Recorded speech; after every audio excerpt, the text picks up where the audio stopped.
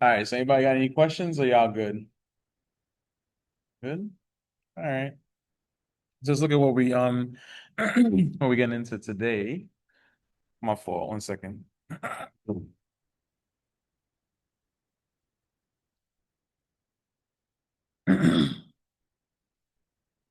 All right, sorry about that. A little cough going on, right?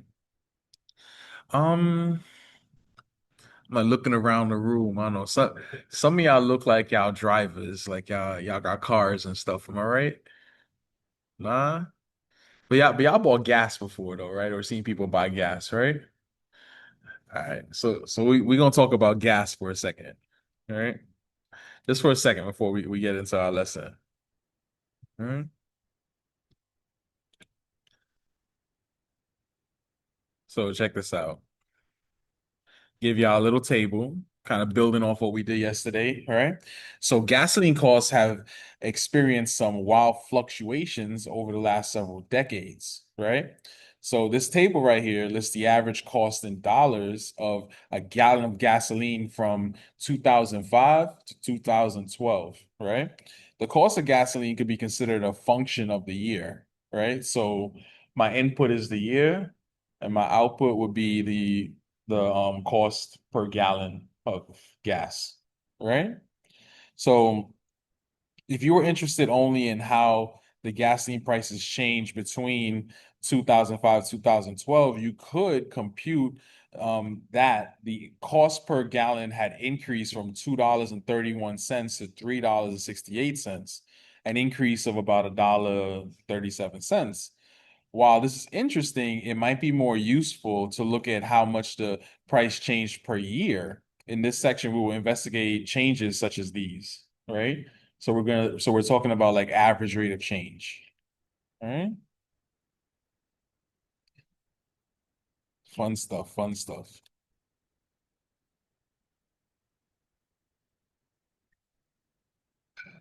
I feel like this is like the first what chapter of Calc 1. So hint, hint, like write it down. Yeah, I might use it again. All right. So finding the average rate of change of a function. So the price change per year is a rate of change because it describes how an output quantity changes relative to the change in the input quantity.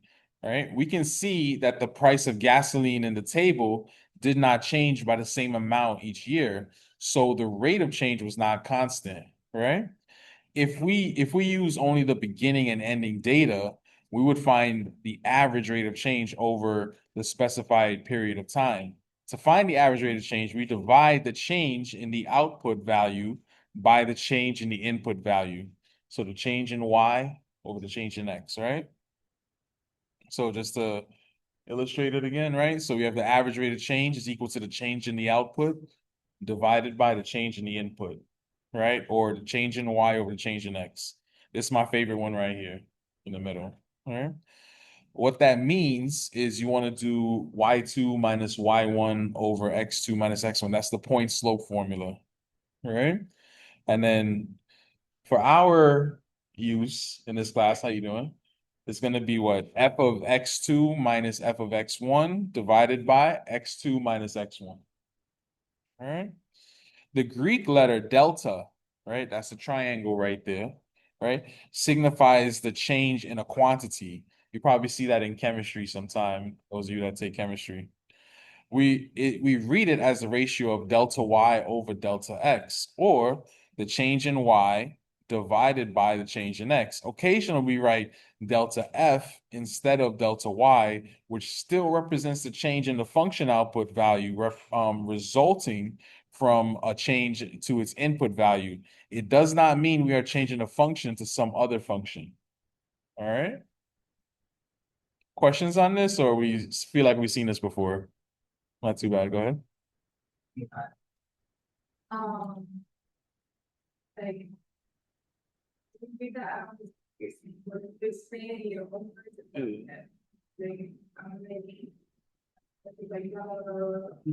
I got you. I got you.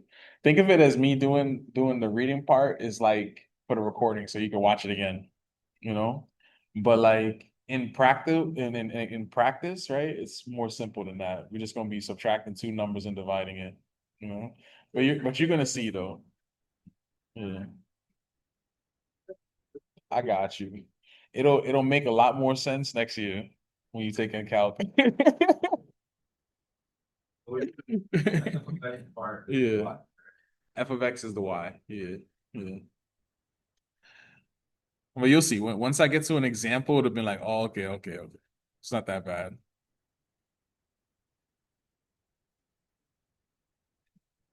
But let me just take it back to the gas real quick. Let me just take it back to the gas real quick.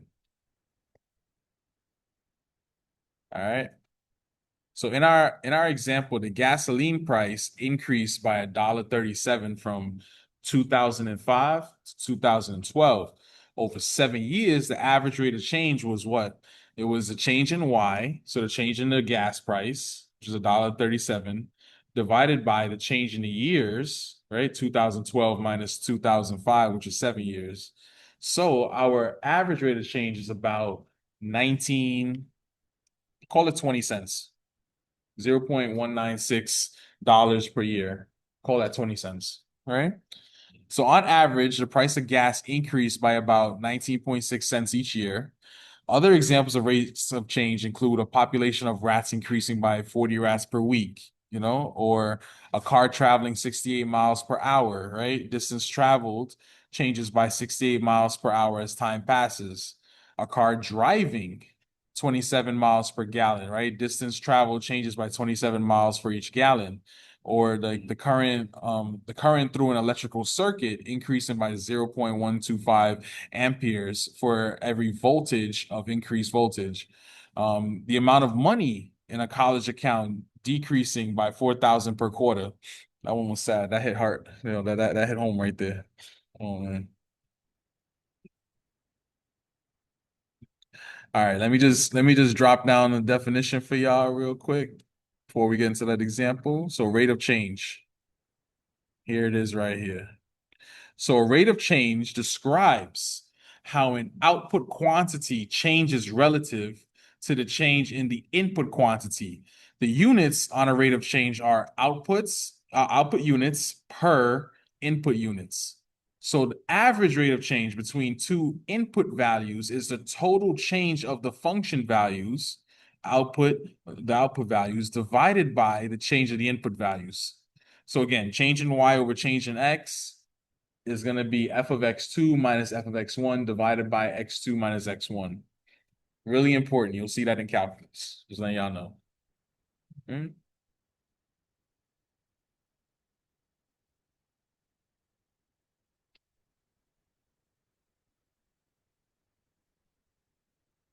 Yeah, I know I like to give y'all a little sauce, so I'm about to drop the sauce on y'all right now.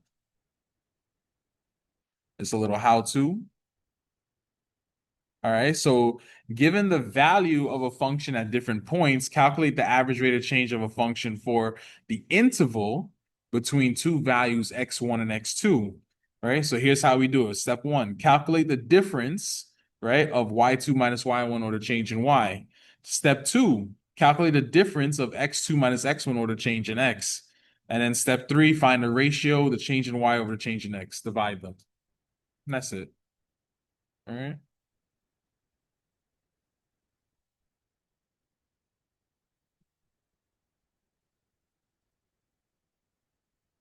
So let's go back to our gasoline example real quick. So we're going to be computing the average rate of change, right? So using the table, you know what? It'd probably help if I gave y'all the table, right? Let me give y'all the table real quick. All right, here we go.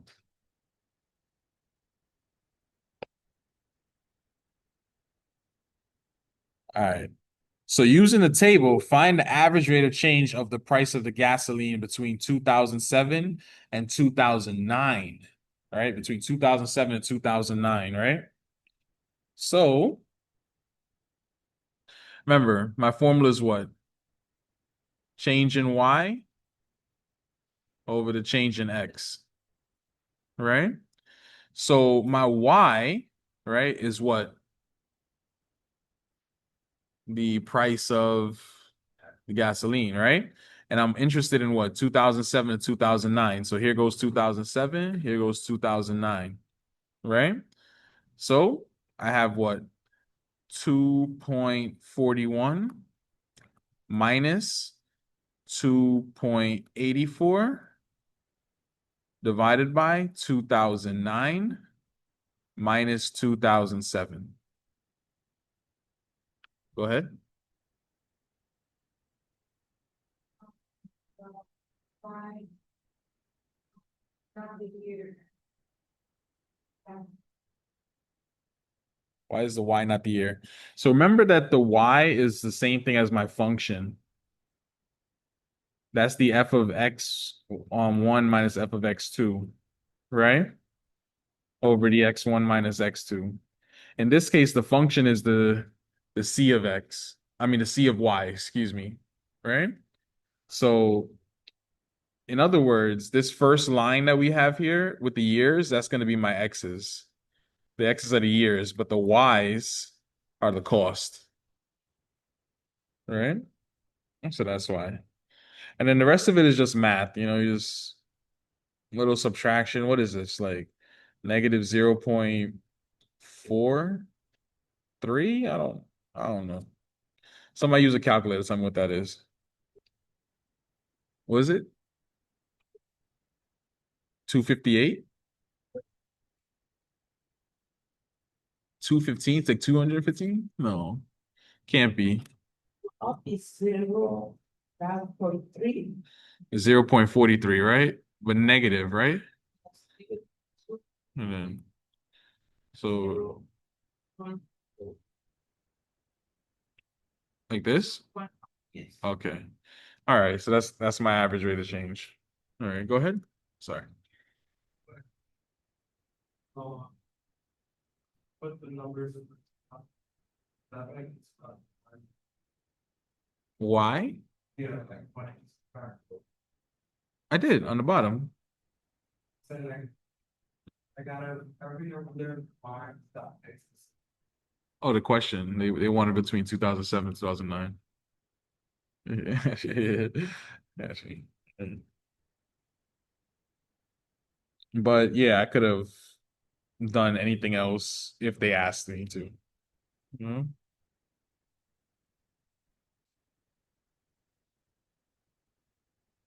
Yeah. And then if we were gonna change this into money, because of course, this is a money topic. Technically, this would be 0.22 cents. So there's a change of 22 cents, technically speaking, right? But y'all get the idea. Mhm.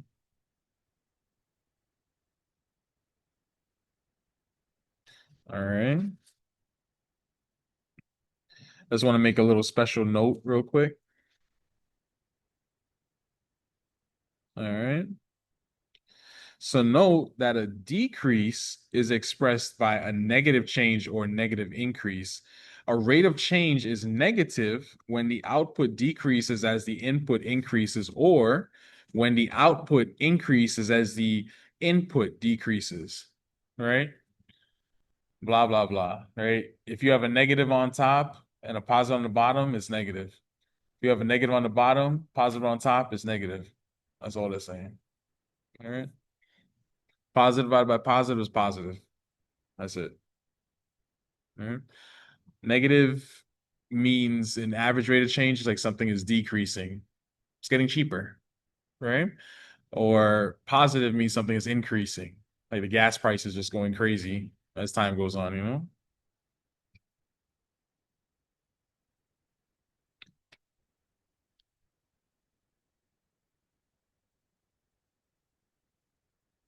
Let's do another one real quick. So same question, this time from 2005 to 2010. Probably be helpful if I gave you all the table, right? Try that out.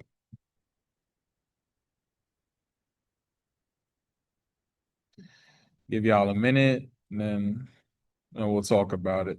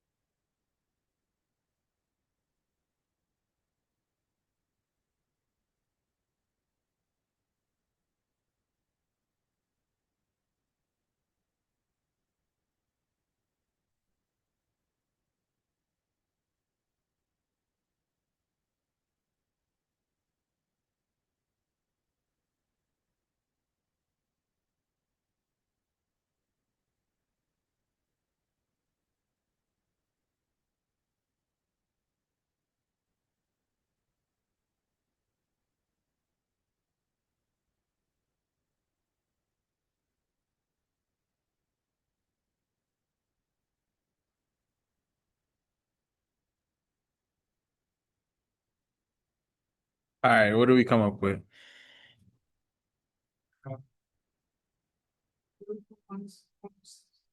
All right. I guess y'all got the same thing. I don't know. But real quick, just to go over it, right? We want to do, let me not use do it like this. So I want to do C of 2010 minus the C of 2005 divided by 2000 2010 minus 2005. Right? So this should be what? 2.84 minus 2.31 over 2010 minus 2005. And then what answer you guys said? I got you. 0.2106? 106, okay. 106 in part. Let me stop. All right. So go ahead.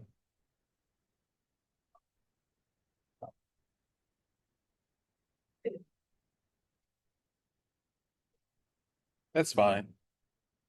Yeah. Yeah. Yeah, so give me an example, right? Let's say, just to elaborate on the point that you were making, right? Let's say that I had I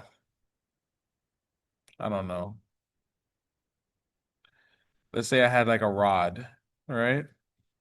Right here, right? Does it matter if I measure the rod from, say, this end to this end, or if I start from this end and then go to this end? It'd be the same, right?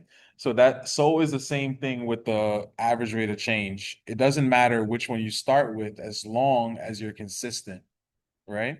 So if you want to start with the C of 2005 minus the C of 2010, that's cool as long as on the bottom you do 2005 minus 2010. All right? As long as you're consistent, it doesn't matter how you do it. All right? Yeah. All right. I did. Nah. To be honest with you, like, don't even worry about rounding. Just write everything. Yeah. I'm a everything kind of person. You know? Yeah. So Doesn't matter which one, I use the Y2 minus Y1. that's fine. As long as you got the same answer, I don't care. Yeah. But like, we can use this for like later on. Yeah. This is big in calculus. Yeah. And you saw this, right? It's something. Yeah.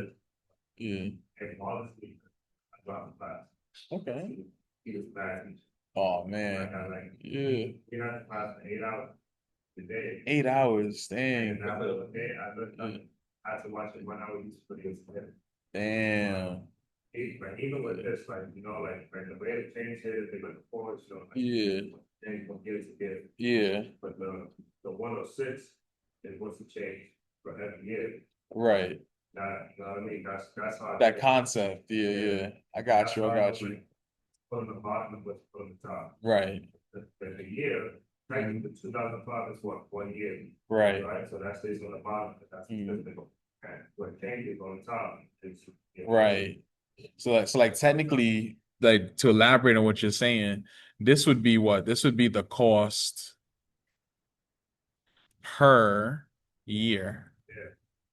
Like that, you know? So that kind of thing is important. Go ahead. I just said in call us the classes, but I didn't see in my clinic. Which In class? Brightspace.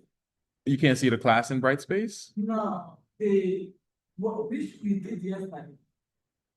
It's there. The link. Yeah. No, just the link of It's like blue. You just click it. for the workshop. Yeah, everything is there. Yeah. Yeah. I thought. Yeah. Refresh it and look. It's there. Yeah. Yeah. Yeah. Yeah. There's a few links there. Yeah. Yeah. So. Not that, the homework. That's your party, so Yeah, see up here. yeah, in blue. Yeah, Oh, yeah. thank you. You're welcome. You're welcome. So, just to let you guys know, right? It takes me a while to download the class, right? Before I can upload it. So that's why it's not gonna like come up like immediately, like right after. Like you might have to give me like a couple of hours before you see it, kind of thing. Like today, I didn't even get to push it until like I was at tutoring earlier, you know? Yeah. Yeah. Notification. Yeah, yeah. Pulse. Yeah, Pulse. Yeah, yeah. Brightspace Pulse. Yeah. That's another thing. If you guys don't have Brightspace Pulse, I recommend getting it. You could get it in the App Store or in the Play Store, right? So what it is, it's actually Brightspace, right? The Pulse app, right? And anytime like something is sent out to you, you guys will get it right there. You know? Yeah. Notification. Yeah, yeah, yeah. Yeah. And then you can And it uploads like grades and that. yeah. All right there, Yeah. Yeah. But if you wanted to log into Brightspace, there's also like these this little hamburger menu on the upper right hand corner, like three dots. You click it, and there's like a something will come up and it'll say like launch like website or whatever. Then that'll take you to the full Brightspace if you want to do that instead, you know. But yeah, Pulse is really good. Like I mainly use Pulse for the notifications. I don't really play around in Pulse like that. Like I do everything out of the computer bright space, but yeah, just my preference. All right, so any questions on this? Are we good? Good, that good? Okay. Nah, same thing. Yeah. Yeah, so no. It's your first name.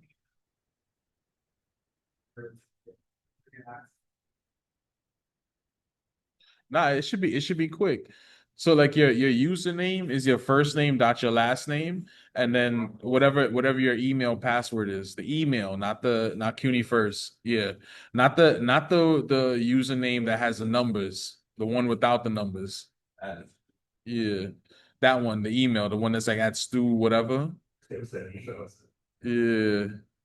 Yeah. Really? Till Thursday.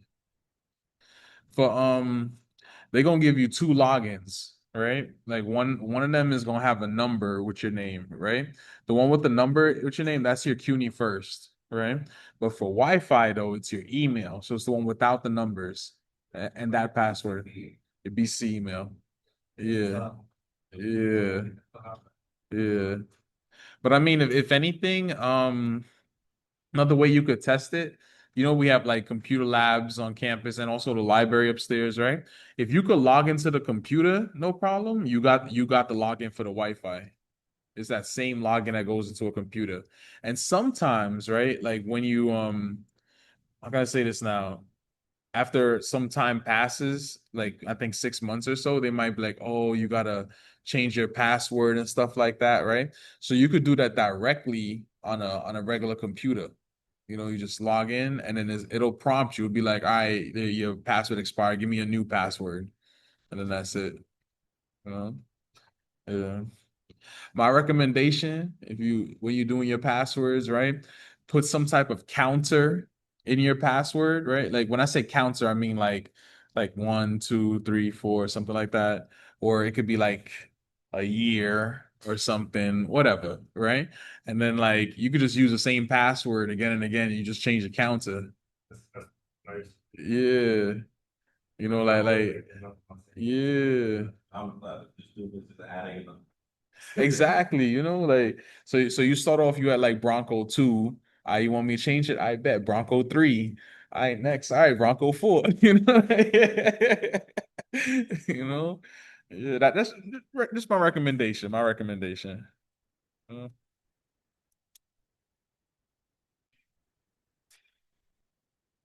All right, let's look at another one of these real quick, right? I'm gonna change it up a little bit. I'm gonna change it up a little bit. We're still doing average rate of change, right? So check this out. So I want to compute the average rate of change of a graph on the interval from -1 to 2. Let me make this a little bit smaller so we can see. All right, from -1 to 2. All right. So,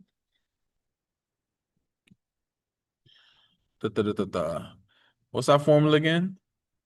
Change in y over change in x, right? And we know that that's going to be what? That's going to be our f of x1 minus f of x2 over our x1 minus x2. Okay. Now again, we're going from -1 to 2. Hold on, let me get a different color. Let me get a different color. All right. So where's -1? We got -1 right here, right? We're gonna go up to where the graph is. Right here. Let me write down what that point is, right? That point is going to be x first, -1, comma 4. Everybody see that, right? Right. My next point is going to be at 2. So I see 2 right here. I'm just going to go up to where the graph is. This is my point right here, right? So what point is that? That point is going to be, in parentheses, it's going to be 2, comma 1. All right. Problem's pretty much done at that point, right? I have my X, I have my Y's, just plug them in and that's it. It doesn't matter which one you start with, as long as you're consistent, all right? Doesn't matter which one you start with. So because the other one is higher, I'm just going to start with the higher one than the lower one, right? So the higher one is what? The Y value is 4, and then the lower one, the Y value is 1, over the higher one is -1 minus 2. It's that simple. And then 4 minus 1, somebody help me out. What's 4 minus 1 again? 3, right? All right. And then -1 minus 2. Oh, that's the hard one right there. What's that? Woo. Y'all on point. So that comes out to be what? -1. And that's it. All right. The points. So right here, I have this interval that I was given, right? -1 to 2, right? So I just go to where -1 is on the x-axis right here, and I go up to the graph, right? And then that dot is where -1 and the graph meets. So what's the y value there? It's 4. So -1 and 4. And then the same thing on the other side, right? So I'm at 2. Yeah, I'm at 2. I go up to where the graph is. The y value is 1, so 2 comma 1. And then I just change in y over change in x. All right. It don't matter which point you want to start with, your choice. I did the other point because it was higher than the lower one. You could have done the reverse and got the same answer. Don't matter. All right.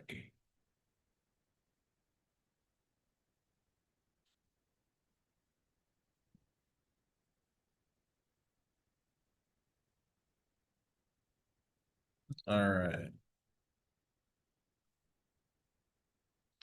Just want to make a little special note.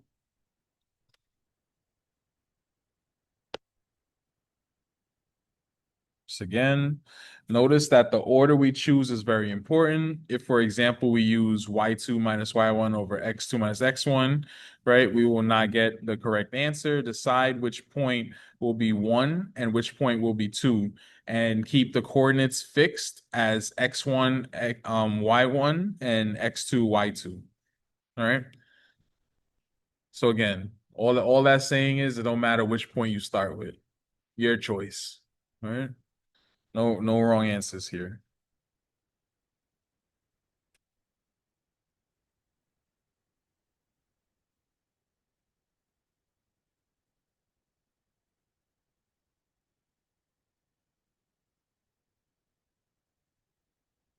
Let's try another table one.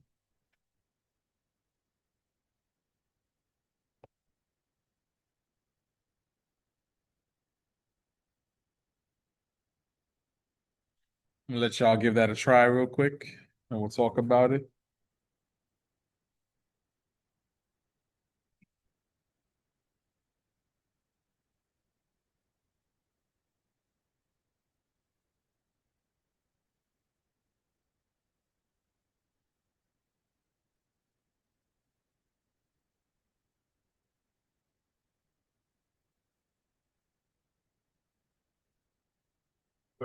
Mm-hmm. So. Six. Well, the hours go from 0 to 7. Hold on, I have to. First 6 hours. Okay. Next one. You observe the 6. Very good.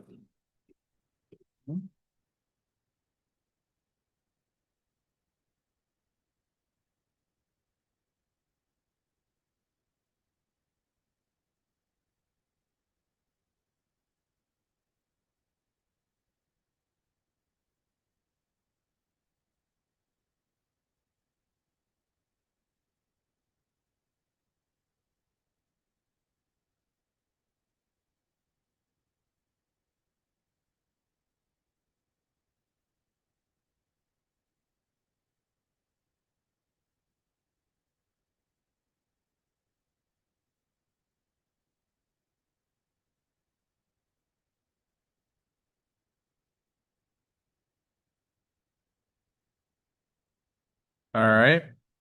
So my average rate of change is going to be what? D of what minus D of what? 0. Sure, we'll do that. 0 and 6. And then 0 minus 6, right? That's simple. All right, so what's D of 0? Good. Minus D of 6? Very good. Over 0 minus 6. What's this? Negative 282 over negative 6.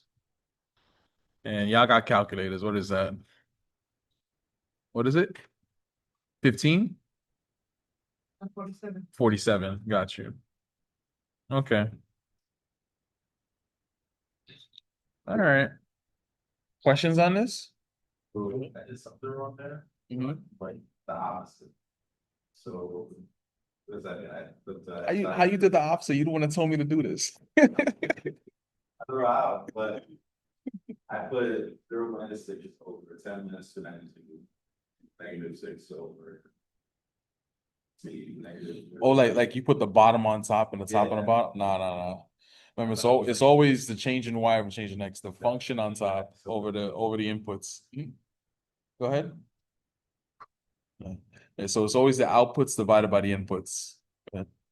Why will keep the 6 there? Because 0 minus 6 is negative 6, no?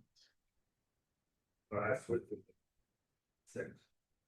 If you switch it on the bottom, you gotta switch it on the top. Yeah. You would still come out with the same answer, so it doesn't matter. Yeah. Whichever's easier for you. Yeah. Yeah. Oh no.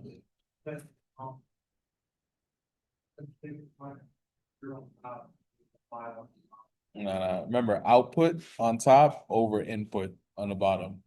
Right? So change in y over change in x.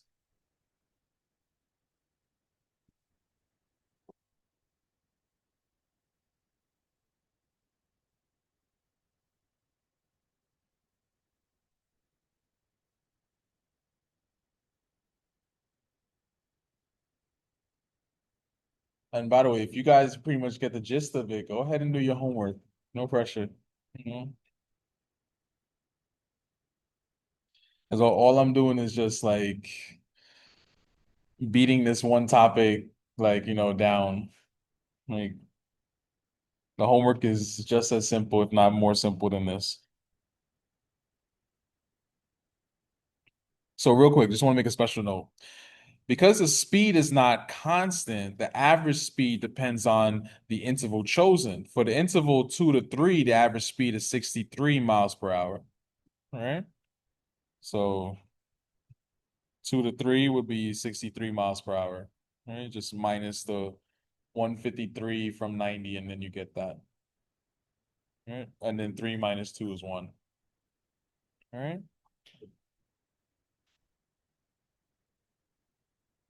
So that's that.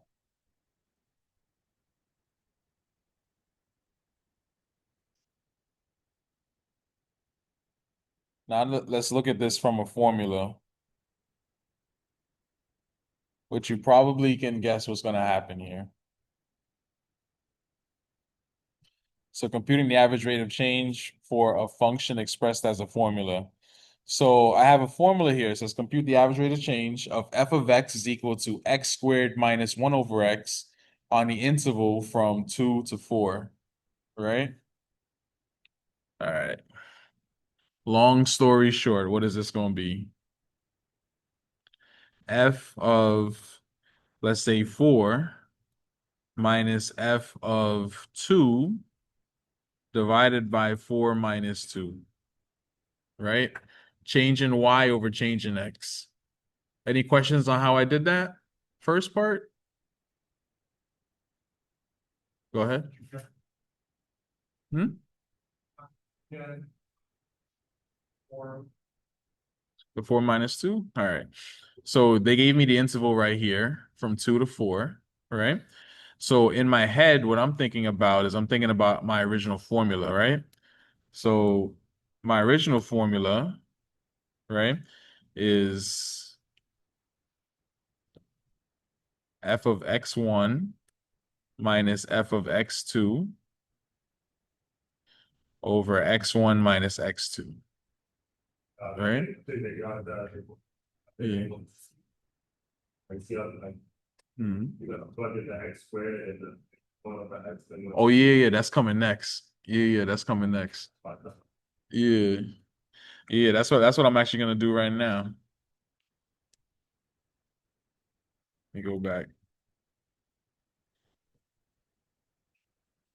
Right. Always this formula. Change in y over change in x.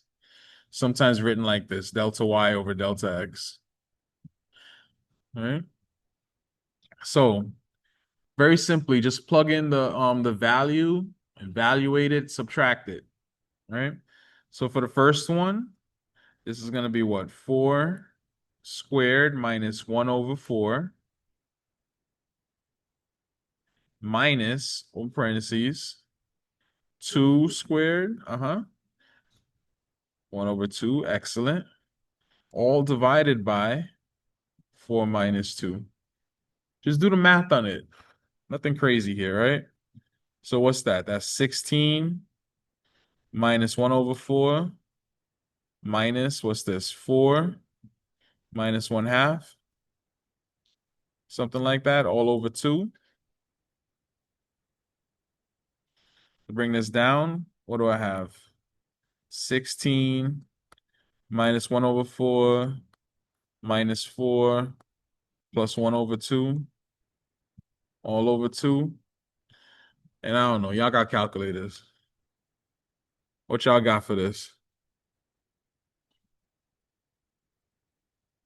Feel like it's like,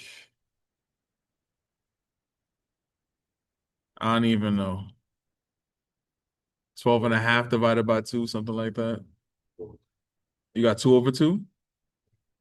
Um,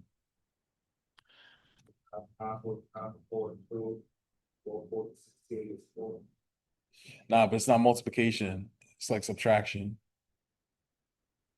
So it's like $16 minus 25 cents. Yeah. Yeah. For me, what I was doing, I did 16 minus 4. I got 12. And then I said 1/2 plus negative 1/4. That's like 25 cents right there. So 12.25. Then you cut that in half.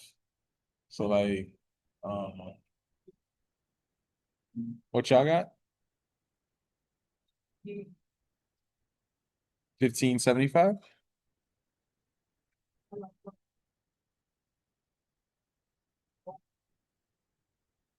I feel like it should be like this, right? 12.25 over 2. And then 6.125 or something. I don't know. That's it? Okay. I'm just guessing. Y'all got calculators, so y'all check me. 49? How you got 49 over 8? But C minus. Did it look exactly like the way I wrote it? Exactly the same? Let me see.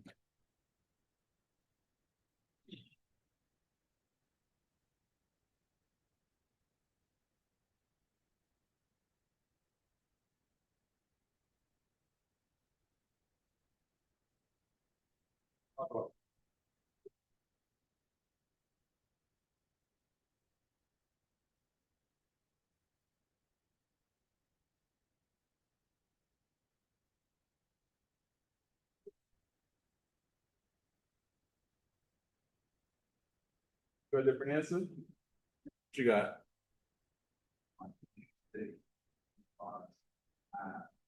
How you got that? 1.25.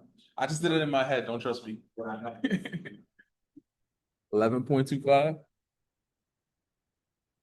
And I don't then even it's know. like 126 minus 28. How are you, man?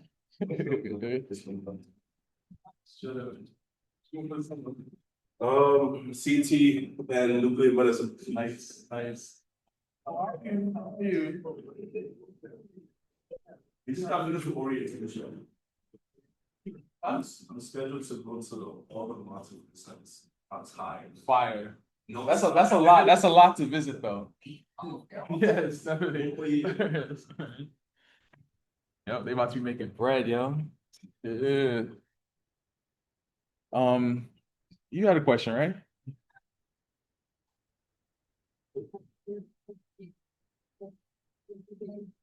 Take regular, this is 3 minus 24, that's 12.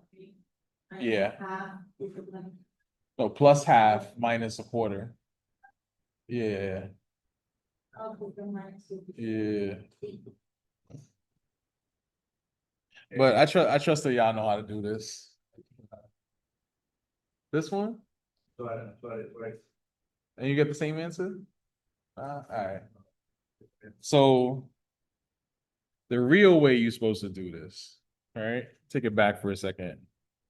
You know, you got 16 over 1 minus 1 over 4 minus 4 over 1 plus 1 over 2. Technically, you're supposed to find the LCD. Yeah. So when you do that, LCD would be what here? No. 4, right? So no, not 2, it's 4. Right? So all the denominators got to be 4 before I can do something with it. So you multiply this by 4, this by 4, this by 1, this by 1, this by 4, this by 4, and then this by 2, this by 2. And then long story short, you end up getting what? I don't even know. All I know is the whole thing come out of 49. Yeah. Yeah. I'll do it, yeah. Okay, you said it this way, I think I can show you that actually. Yeah, so for me, I just did the whole numbers. 16 minus 4 is 12. Yeah. And then I know that 1/2 minus a fourth. That's like saying 50 cent minus 25 cent, just 25 cents. So that's how I got 12.25. And I just divided that by 2. That's how I did. Yeah. That's what I needed, but I'll put a zero on that. Yeah. I'll take the test, I'll No, but you had a calculator, just type it in. put it all in the top. Yeah. Yeah.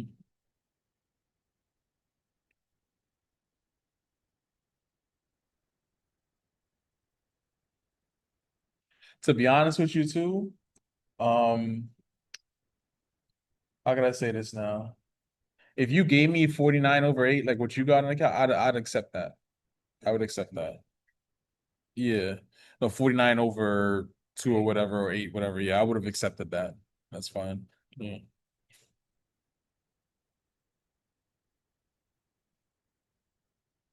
Let's try another one.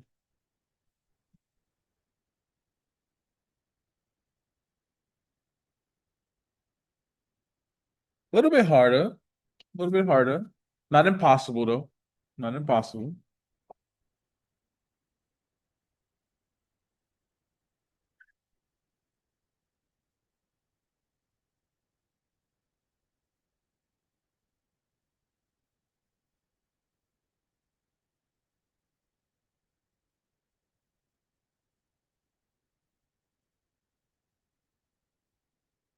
The rest of the 48. I'm sorry? Okay, still out. It was no, it wasn't 48. It was like 48 over 8 or no, 49 over 8. Yeah, because you still have that 2 on the bottom, so yeah. Yeah.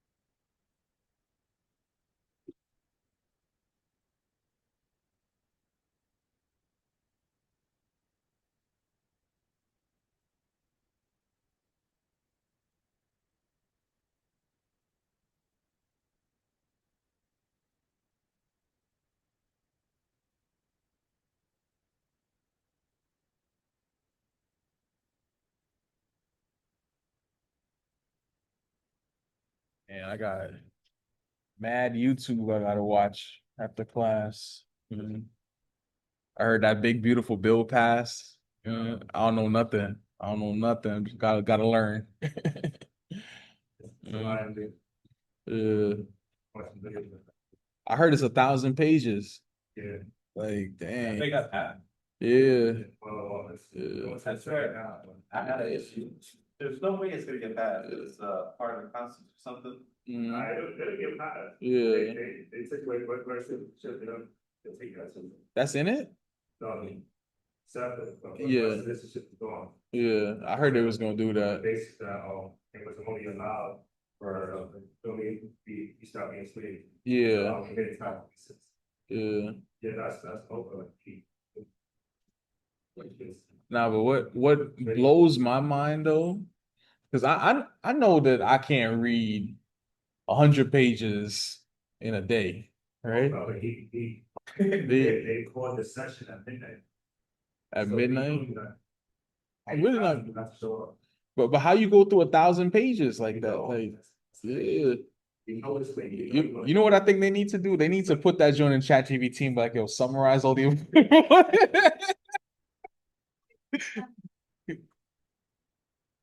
That's it. Yeah.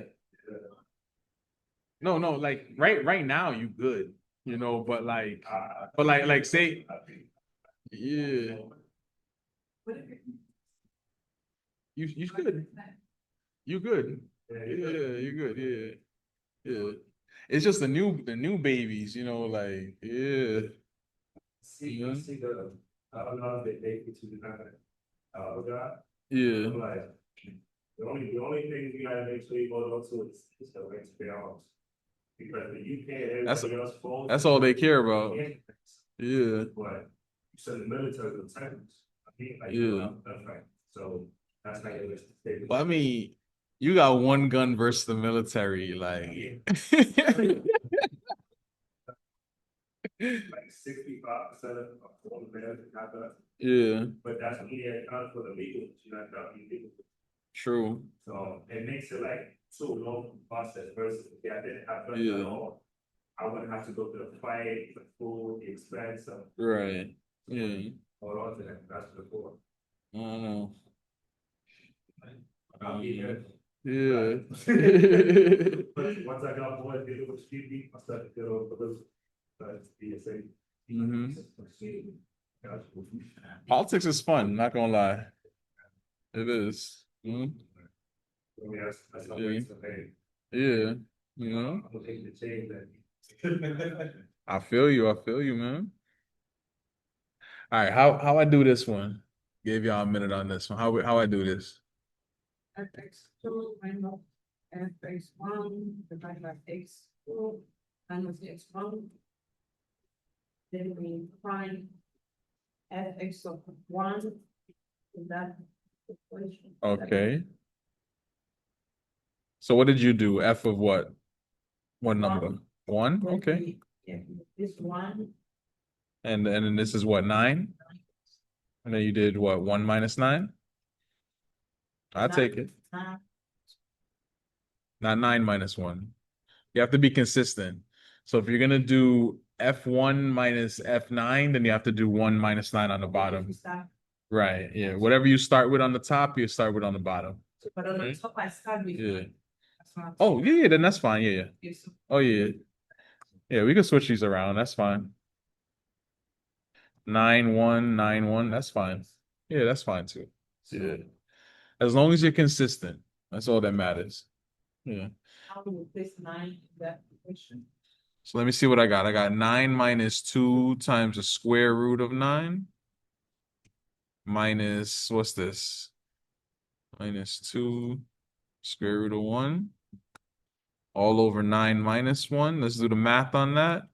I got 9 minus 2 times 3 minus 1 minus 2 times 1. All over 9 minus 1. Let's keep it moving. I forgot a parentheses up top. So this is what? 9 minus 6 minus 1. What's that? Plus 2? Something like that. And then I got, what's this? 3 minus 1 plus 2. All over 8. All over 8. Call that 2 plus 2 over 8. 4 over 8. 1/2. Everybody got that? Well, 7 over 3. 7 over 8. 7 over 8. Okay. Oh no. So you distributed the negative, but Mm-hmm. That I did. I distributed a negative. Even if I didn't though, right? 1 minus 2, -1. -1 times a negative is +1. So 9 minus 6, 3. 3 plus 1, 4. 2 plus 2 is 4. Yeah. Yeah. No stuff. Mm-hmm. Yeah, you got the answer? Yeah. All right. Good. Yeah. Well, as long as you know how to type it in and get it, you all right. Sometimes though, I'll tell you where it might mess you up in the graph calculator. Sometimes the function that's there, like in this case, we have f of x is equal to x minus 2 square root x.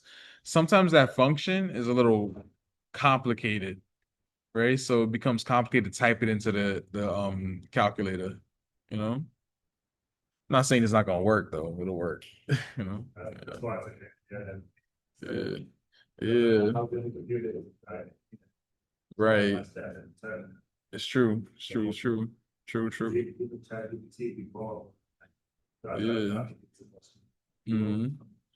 ChatGPT, how could I say this now about it? Sometimes it hallucinates, right? Like on purpose. Like it knows, got you. Like this, or you mean down the other way? Okay. Sorry about that. So it knows like where it wants to get to, but it might not know the destination. So it might make up something along the way to get there, you know? That's the only thing. Like it's a powerful tool though. I'm not knocking it. You know? Yeah. Like I'm not knocking it. Like it's amazing, ChatGPT. But at the same time though, it depends on how you use it. Right. To correct something already done. Exactly. Exactly. The Chinese Yeah. people Yeah. That's a right. Exactly. That's how you do it, you know?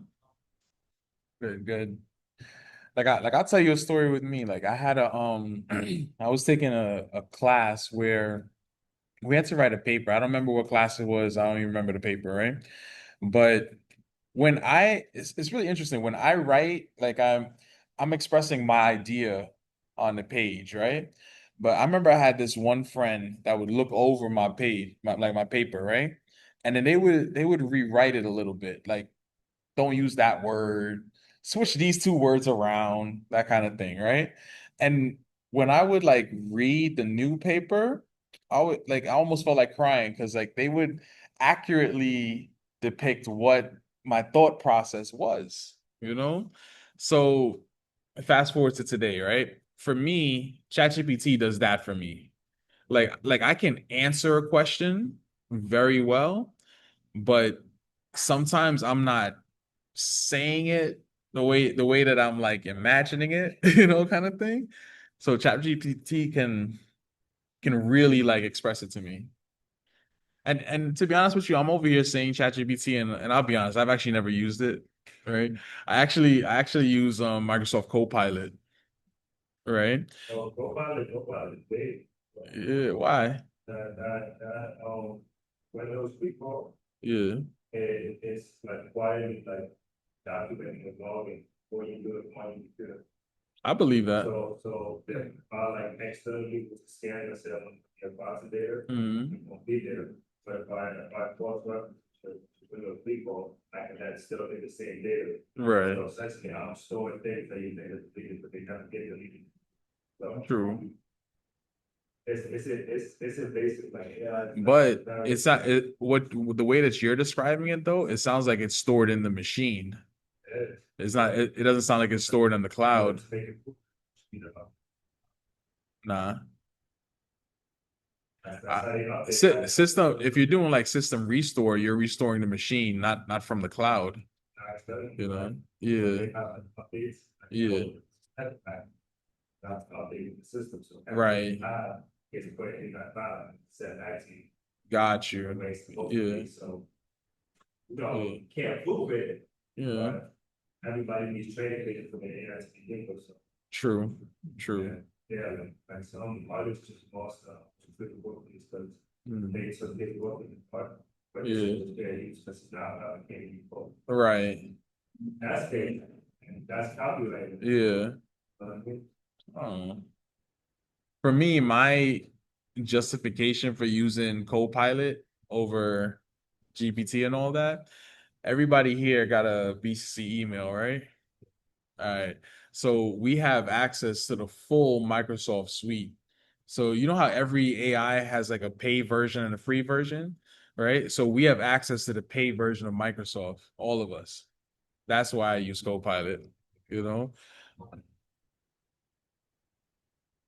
It is. Yeah. It's not as what's the right word? User friendly as ChatGPT. Like it can be.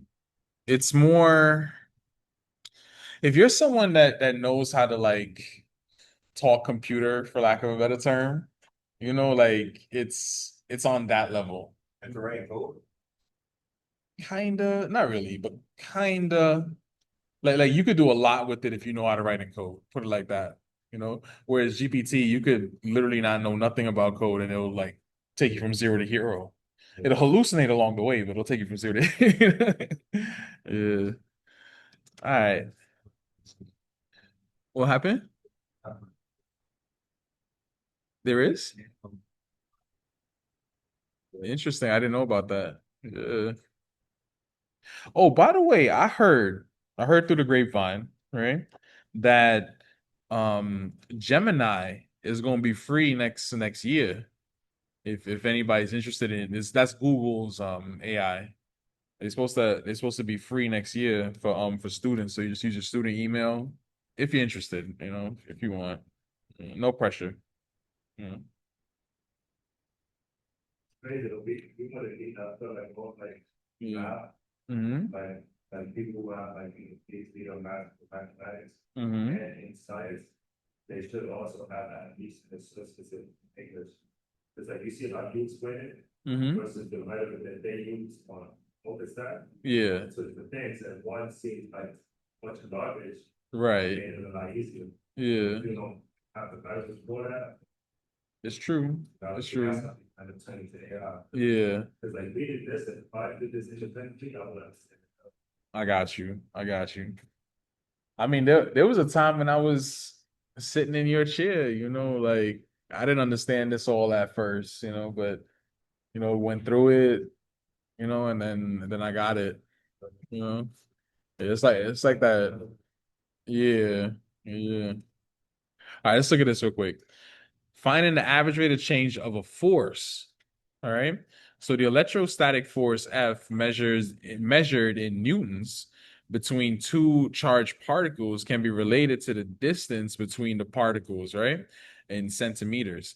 By the formula, force of distance is equal to 2 divided by the distance squared. Find the average rate of change of force if the distance between the two particles is increased from 2 centimeters to 6 centimeters. Tell me what to do here. Go ahead. Probably. Yeah. Yeah. Pretty much physics will be. It is physics. Yeah. Not a physics class, already. Nice. Yeah. The force of what? You're right. 6. Exactly. Very good, right? So we want to find the force of 2 minus the force of 6 divided by 2 minus 6. If you want to swap it around, that's fine. All right. And then just plug it in. All right. So this is what? 2 over 2 squared minus 2 over 6 squared, all divided by 2 minus 6. Just do a little bit of math over here. What's that? 2 over 4 minus 2 over 36 over what's that? Negative 4, right? Do a little math further. What y'all get?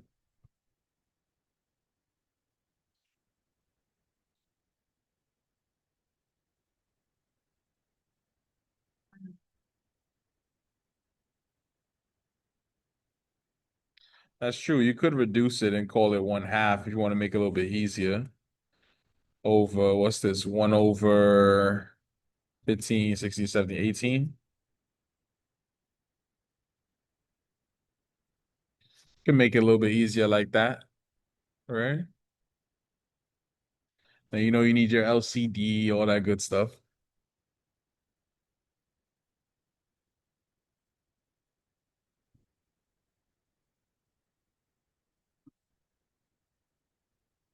What we got? So I heard negative 1 over 9. Okay. Okay. That's probably the answer. Mhm. Let me think. This would be like 9 minus 1. That's like 8 over 18 over 1 over 4.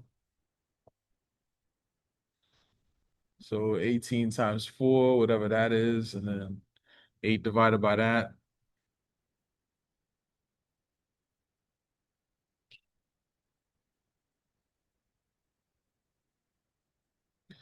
Questions about this, anybody? Or it makes sense?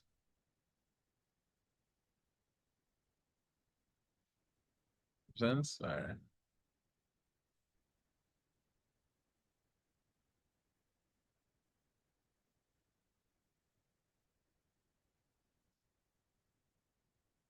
Sure. Which part is that? That's Sure. That's fine. So the last part, like when I did the 1/2 minus 1 over 18, like how I got the half.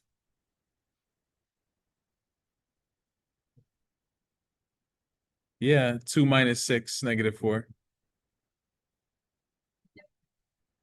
Yeah.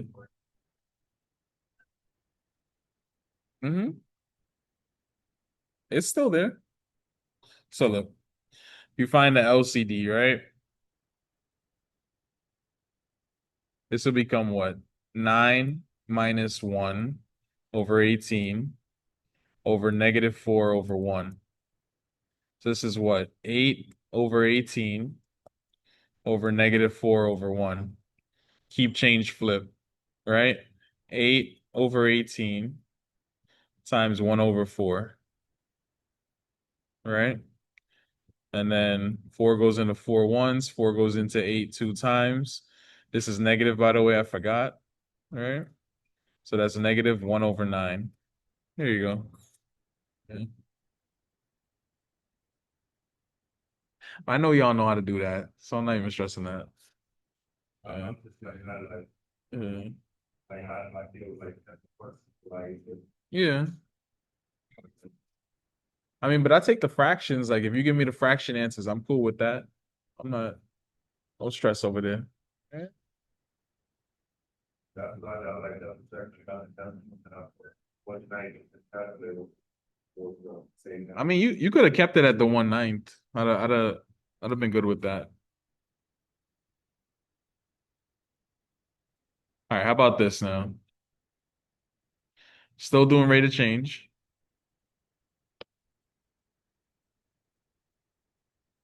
So this says to find the average rate of change of g of t for t squared plus 3t plus 1 on the interval from 0 to a. All right.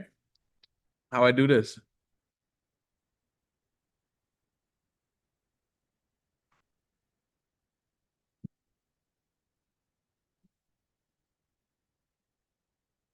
Don't overthink it. It's as simple as you might think. Hmm? What would it be? T zero. T is 8. Mm-hmm. So tell me what to write. G of Two. a minus what? Yeah, 0 2. Very good. Over. Over 8 minus 0. Perfect. That's excellent. So tell me what to write over here.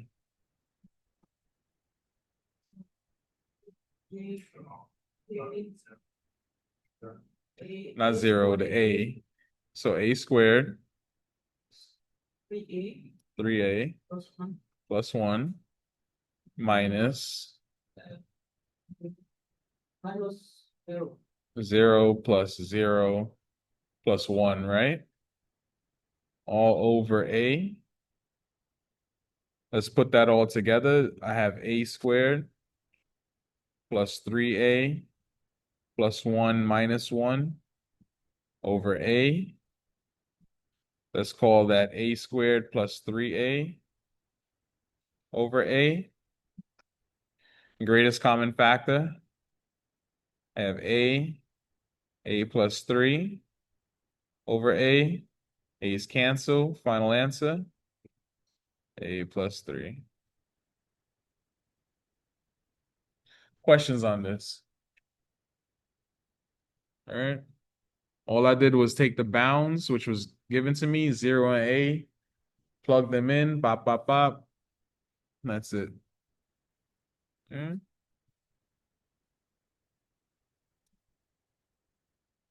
Y'all probably halfway done with y'all homework by now. I know. You know, start tonight? All right. Y'all have the weekend too, so y'all good. Yeah. Yeah. I mean, I would hope y'all finish it every day, but I understand. Understand. Yeah.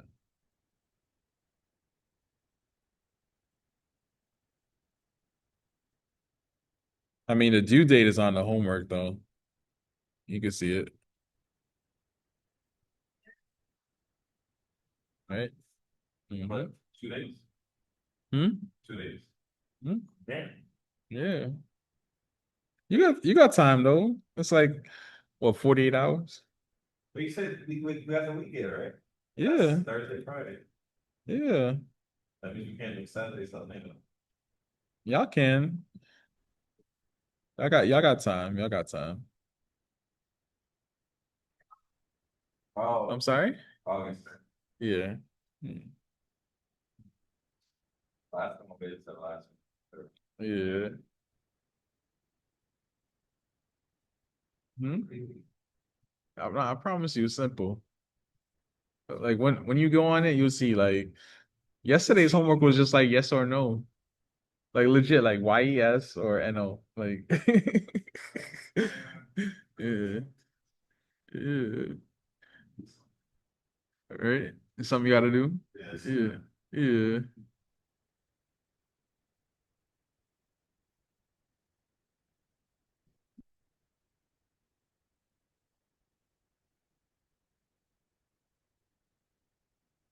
All right, let's try this out. Tell me what to write. It's gonna be f of a minus f of 5, good, over perfect. Let's just plug it in real quick. What I got? A squared. Hmm. Good. Minus, right? 2 is 5 minus 8, right? Let's put this all over a minus 5. Let's do the math on this. What I have? A squared plus 2a minus 8.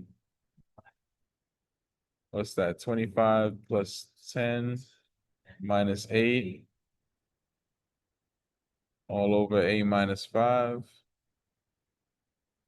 Let's see what this is. A squared plus 2a minus 8 minus 35. What is it? It's not 27?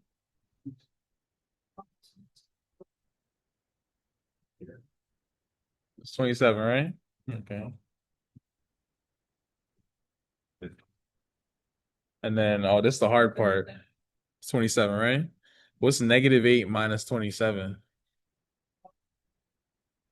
It's 35, right? 35. All right. So I got a squared plus 2a minus 35 over a minus 5.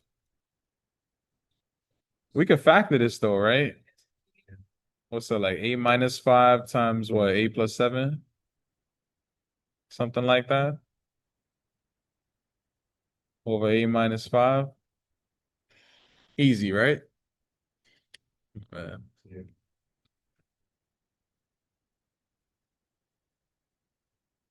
And by the way, if you don't remember it, quadratic formula to joint, y'all got it there. Complete the square. Yeah, it's all on the formula sheet. So just, boom, boom, boom. I gave it to you already. You didn't even open it up yet? Oh man. I mean, for those of you that open it up, it's lit though, right? Like everything is there. Yeah. Oh, they did? Got you. As I was saying yesterday, man, I was upset. Like last week, Tuesday, they just blocked everything. Like, and I wasn't sure if you guys were gonna get my messages or anything because of that.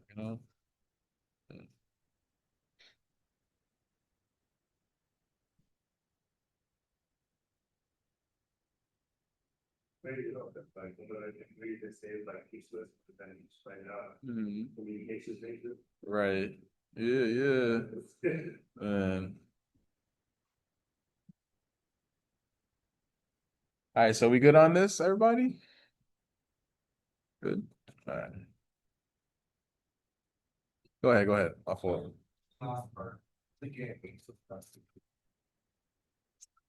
So it just factor the numerator, right? So two numbers that multiply to give you negative 35, but when you add them together will give you a positive 2. All right, so that's the positive 7 and negative 5. Multiply them, negative 35, you add them together, positive 2. And then, of course, the top has the a minus 5 and the bottom is a minus 5, so they can cancel out. So final answer is just the a plus 7. That's it. Good times, good times, good times. What you put it on last semester. Yeah. That's why next time Yo, calc is mad nice. You don't like it. Yeah. they give us the comments. It depends on who's teaching you. You know? I gave a T1, Yeah. what you call Yeah. it? I appreciate it in high school. Yeah. Yeah, That joint is popping. expensive. It is worth it though. So. Was it the graphic one? Like, Mhm. I mean, I'm not pressuring y'all to get one or not, you know. I mean, you see, the only thing we're gonna be doing with it is just adding like little numbers together and subtracting, you know. Yeah. All right. Using a graph to determine where a function is increasing, decreasing, or constant. All right. So, as part of exploring how functions change, we can identify intervals over which the function is changing in specific ways. We say that a function is increasing on an interval if the function values increase as the input values increase within that interval. Similarly, a function is decreasing on an interval if the function values decrease as the input values increase over that interval, right? The average rate of change of an increase in function is positive, and the average rate of change of a decreasing function is negative, right? And then we're going to have an example showing some increasing and decreasing.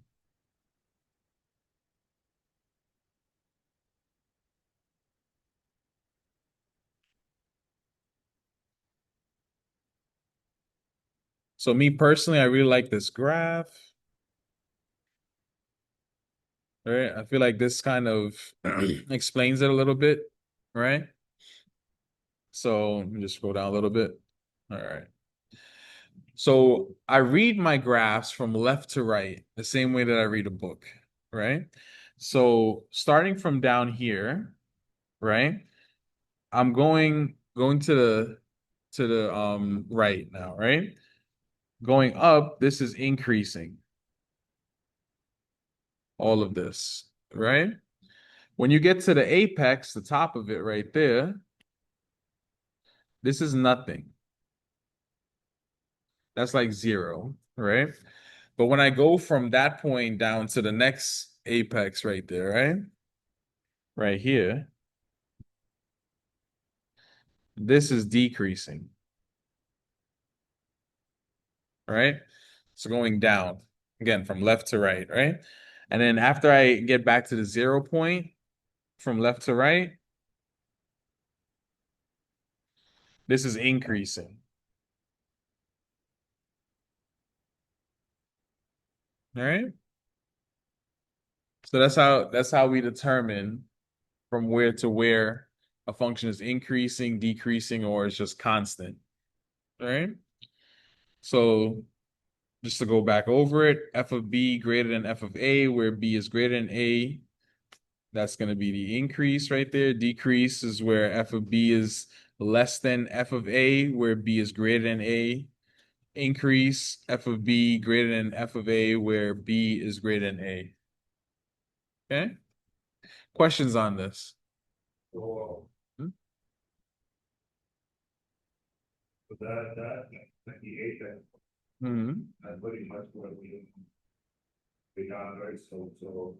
Exactly. The last piece, Yeah. that's Right. Mhm. Now you explain the relation between those 2 points coming from. Exactly. The 0. Exactly. That's what I want. is the apex the vertex or? Yes, it is. Okay, Yeah. that's pretty easy. Specifically, though, when you say vertex, I'm thinking about like a quadratic, you know? I guess a better way to say would be like the turning point. Because you see like how it's like I'm going, then I just it's like I stop and I'm going the opposite way, right? Like that, yeah.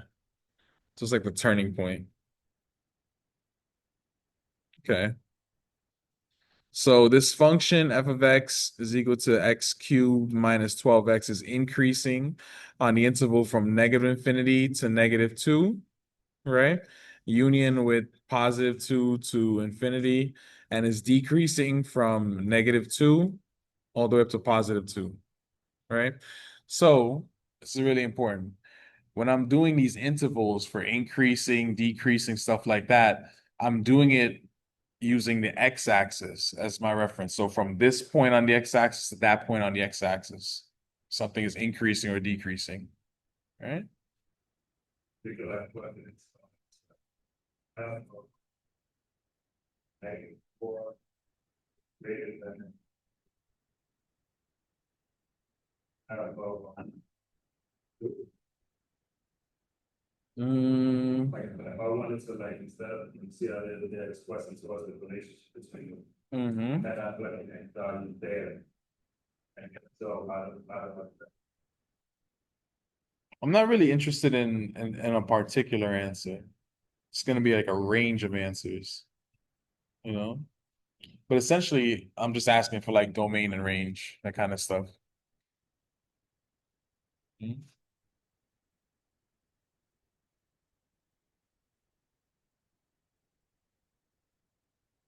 All right, let's talk a little bit more about it.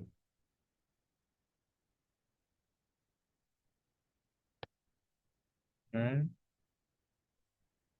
So while some functions are increasing or decreasing over their entire domain, many others are not. A value of the input where a function changes from increasing to decreasing, right, as we go from left to right, that is, as the input value increases, is the location of the local maximum, right? So maximum is like the upside down U, right? The top right there, that's the maximum, right? The function value at the point is the local minimum, right? If a function has more than one, we say it has a local maximum, right? Similarly, a value of the input where a function changes from decreasing, going down, to increasing as the input variable increases is the location of the local minimum. The function value, yeah, at that point is the local minimum. The plural form of local is local minima, right? Together, local maxima and minima are called local extrema or local extreme values of a function. The singular form is extremum, right? Often the term local is replaced by the term relative. So we're going to use that term. Clearly, a function is neither increasing nor decreasing on an interval where it is constant, right? So a function is also neither increasing nor decreasing at extrema, right? So note that we have to speak of local extrema because any given local extremum as defined here is not necessarily the highest maximum or lowest minimum of the function's entire domain. So for the function whose graph is shown, right, the local maximum, right, is at 16 and it occurs at x equals -2, and the local minimum is negative 16 and occurs at x is equal to 2. Let's look at that figure real quick. A second.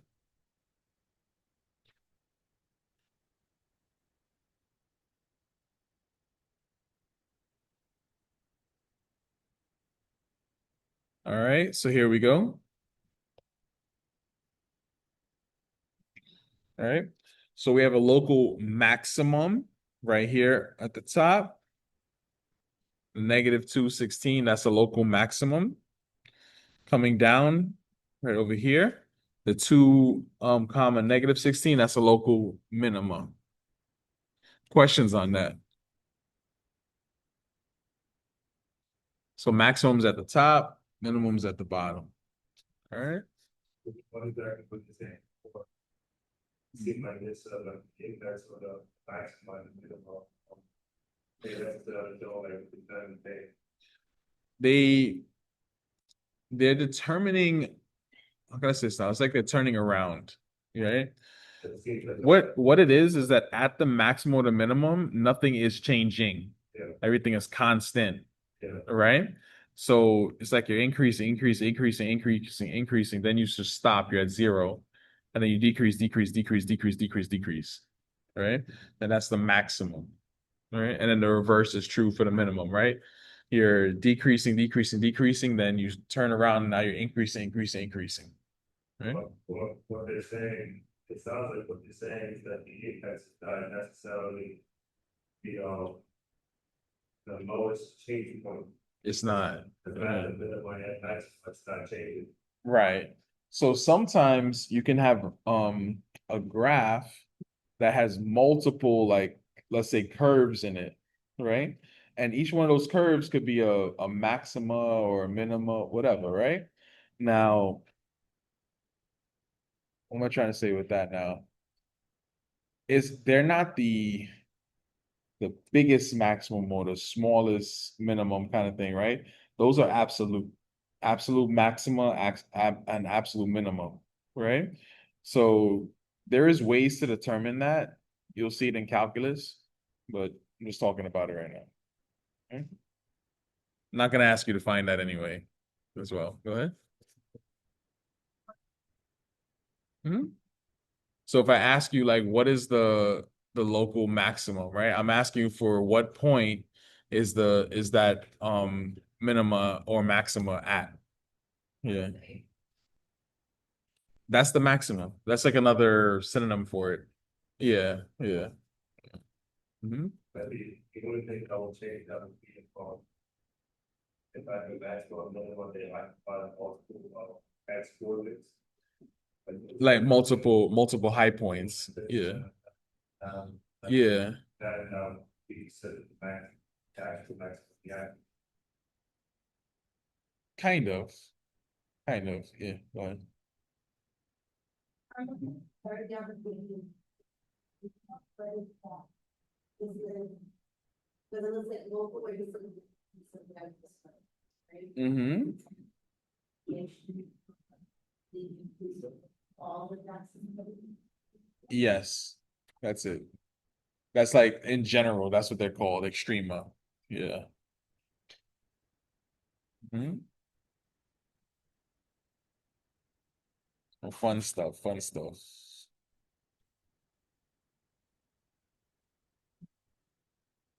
All right. Just to emphasize how it's made again. To locate the local maxima and minima from a graph, we need to observe the graph to determine where the graph attains its highest and lowest points, respectively, within an open interval. Like the summit of a roller coaster, the graph of a function is higher at local maximum, excuse me, than at nearby points on both sides. The graph will also be lower at local minimums, right? Than at neighboring points, right? And then this is going to show you how they make it, right? So from left to right, we're increasing. We hit 0, then we decrease, right? That's a local maximum, right? So it's like when an increasing function meets with a decreasing function, right? And that's it. That's local extrema.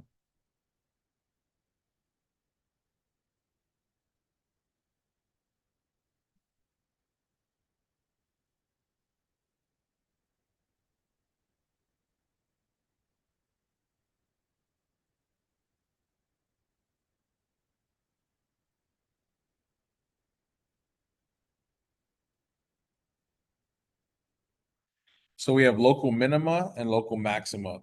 A function f is an increasing function on an open interval if f of b is greater than f of a for every two input values a and b in the interval where b is greater than a.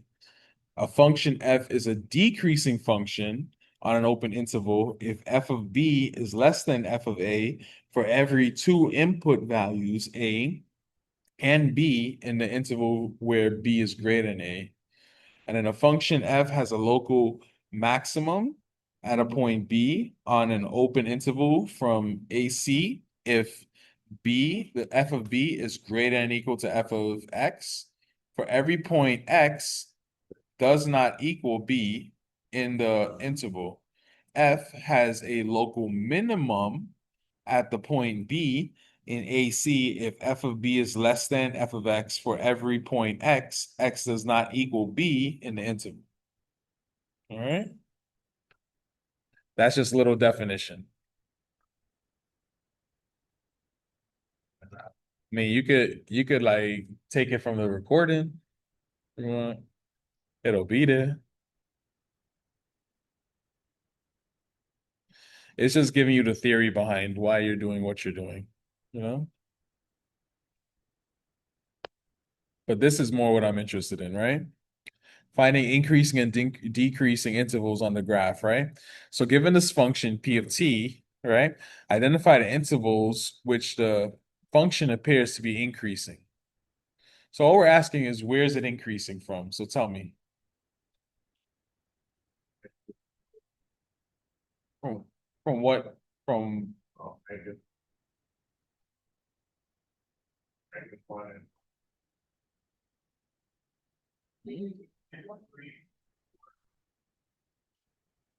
right, from 3 to 4 is decreasing.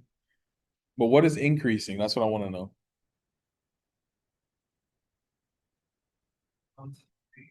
And what else? 4 to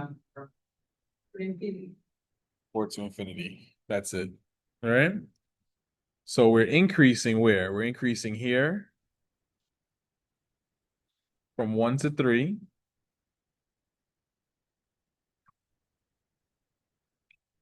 Union. And then we're going from 4 to infinity.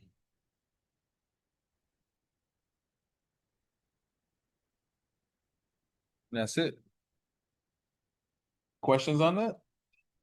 This is the increasing part. Those two tuples, that's all of the points that the graph is increasing on. And that's it. Must be considered local minimums, Say it again? and for those to be considered like two acres. No, they're just random. Like it's just based on the graph. You know? Oh, unless you're talking about here. Like if you're talking about like here and here and here, then yeah, those are the extrema. Yeah.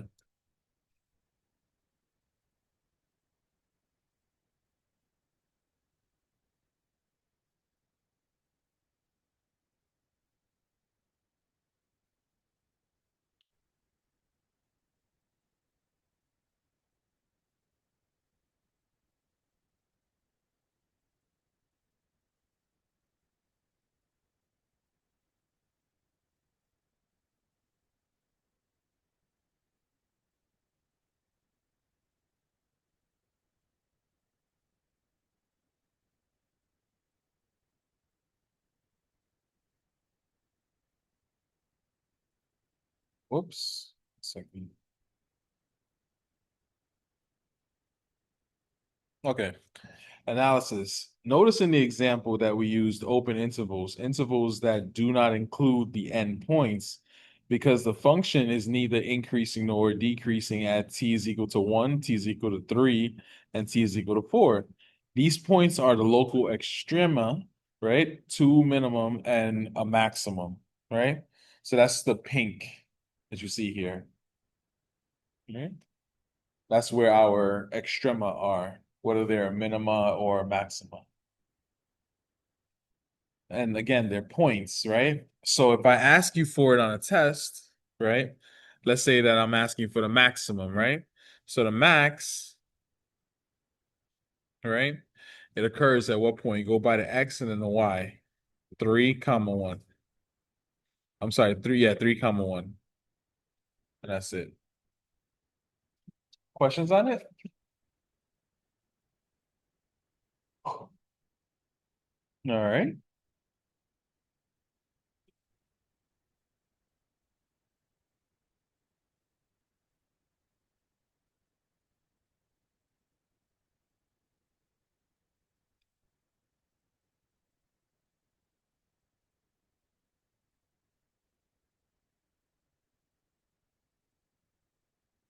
I'm sorry. for not necessarily. 87, like T equals 1 and T equals 4 are the minimum, and T equals 3 would be the max. That's the time that they occur at, right? But the actual point itself would be like the tuple, where I said like max is 3 comma 1. Yeah. So I'd probably be asking for that tuple. Mhm.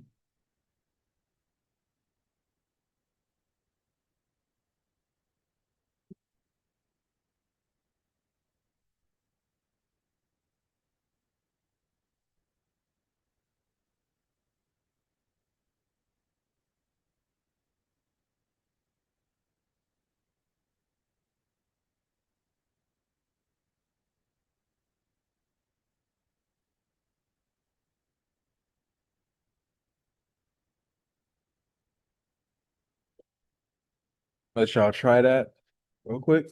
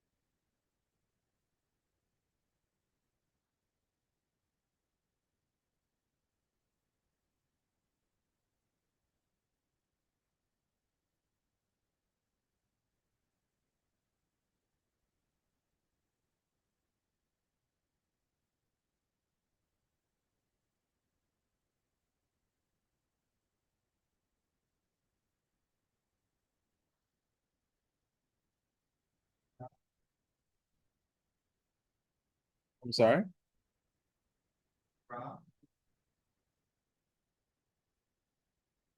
It should, hold on.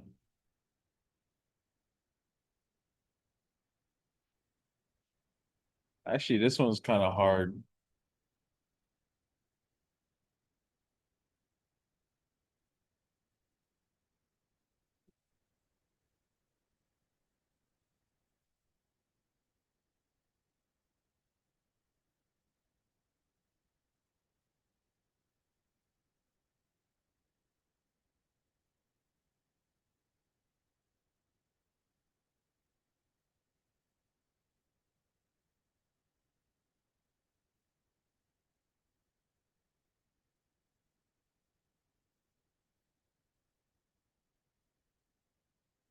Let's take a look at the answer for this one. This one's a little bit harder, unless you have like a graphing calculator. So you could use technology to find the graph, right? And it appears that there's a low point or a low minimum between 2 and 3, right? And, right, a mirror image high point or local maximum somewhere between -3 and -2. So this is the graph, the way that it should look, right? Probably won't be asking you to graph on your test, just letting you know. This is more like for educational reasons. How we're going through this? Huh? It's asking you where's the minimum and the maximum. No numbers. You're just identifying where it would be. So there would be like a minimum, like right here. Right. Not the numbers, the function. Calculator.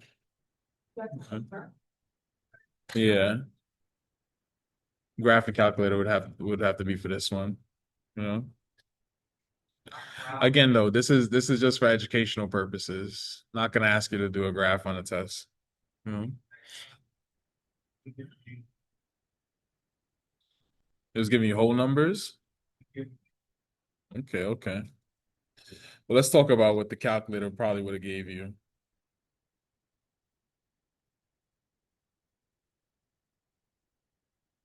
Give you a little special note. All right. So most graphing calculators, right, and graphing utilities can estimate the location of the maxima and minima, right? So here's an image of what a calculator might give you, right? I think on the right is your calculator, right? But yours is in color, so you fancy. But yeah, back in the day, that's how it was. Yeah. No, it's just for educational purposes. Yeah. All right. It's for educational purposes.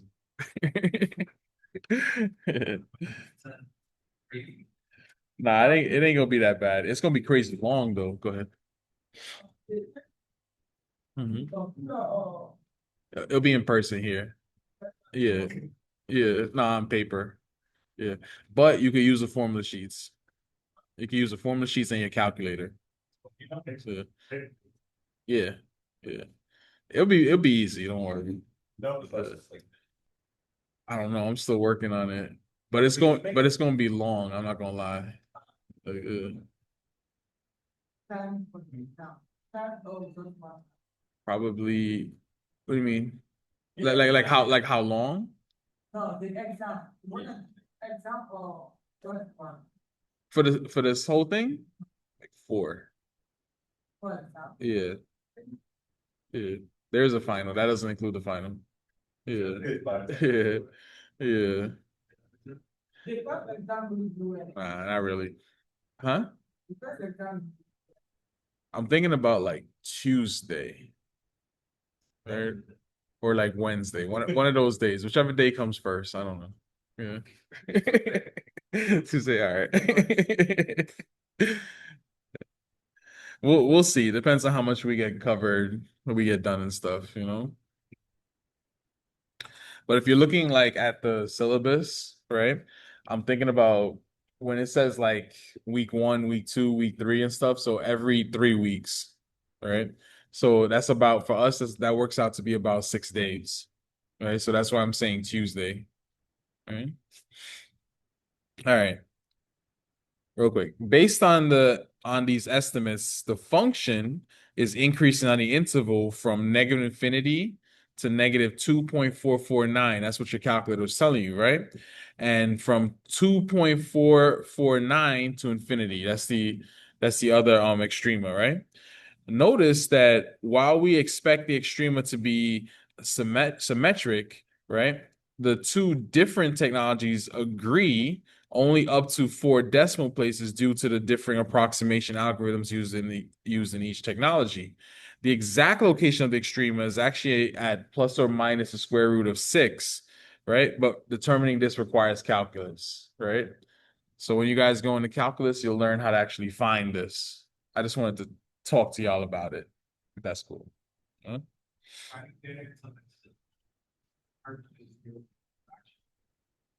Fractions are good. I like fractions. Yeah.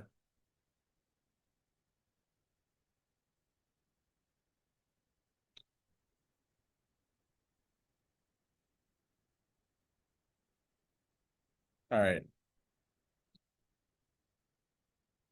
Now that we got the interesting stuff out the way, let's get back to our regularly scheduled program. All right. Find the local maxima and minima on the graph. What do we think?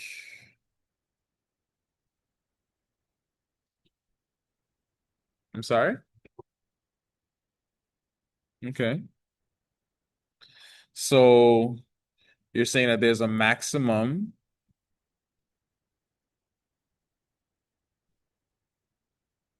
at x equals what?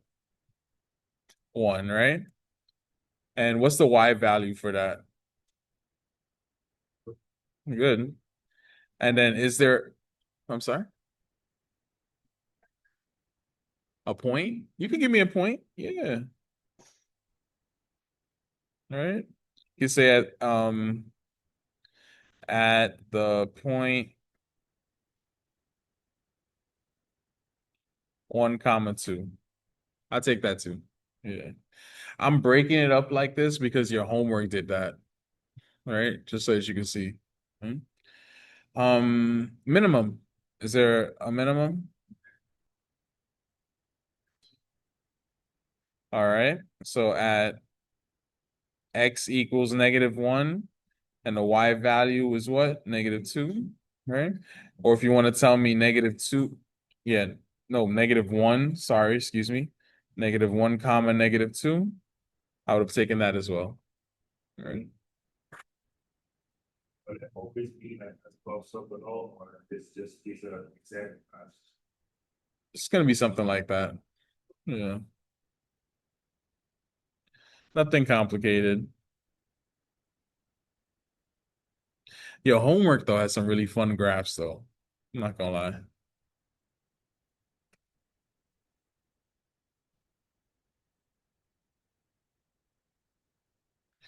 So remember last class we talked about some toolkit functions that we want to just like have in the back of our memory and all that, right? So I want to elaborate on that we spoke about yesterday, this time introducing the whole idea of increasing, decreasing, constant, all right? So we're going to be analyzing the toolkit functions for increasing or decreasing intervals, right? And we'll return to our toolkit function and discuss the graphical behavior, excuse me, in the figures below. So here we go. Let's look at some of these figures. Just bear with me 1 second.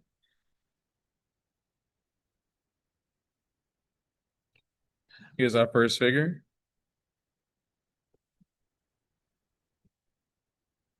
All right. So as you can see, our first function is constant, right? So that's f of x is equal to c, right? This is neither decreasing or increasing. It's just a horizontal line, right? Let's say that we have the identity f of x is equal to x, right? This is also sometimes called y equals x as well. This function is always increasing, right? Again, we read it from left to right the same way that we read a book, right? So this function is always increasing from left to right, right? Next, we have our famous quadratic function, right? That's the f of x is equal to x squared, sometimes called y equals x squared as well, right? So special now, right? This is increasing on 0 to infinity, right? So from the origin all the way going up, that's increasing, right? It's decreasing from -infinity up to 0, right? So we going down this way. That's the decrease, right? And at the 0, at x equals 0, that's where the minimum is, right? At x equals 0. That's for our quadratic. Question on these three so far? These are the basic ones. Right, yeah, all right.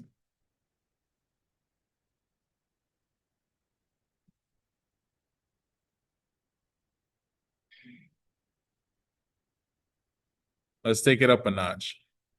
All right.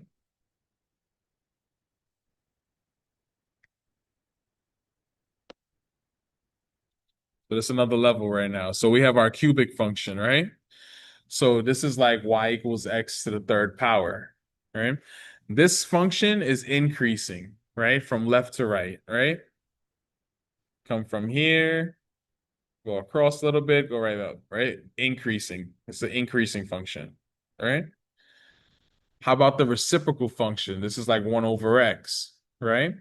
This is important. This is decreasing from -infinity to 0, union with 0 to infinity, right? So this is how it looks, right? Decreasing from left to right, boom, right? And then decreasing from left to right.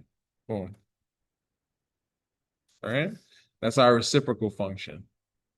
Right? Reciprocal squared. This is like 1 over x squared, right?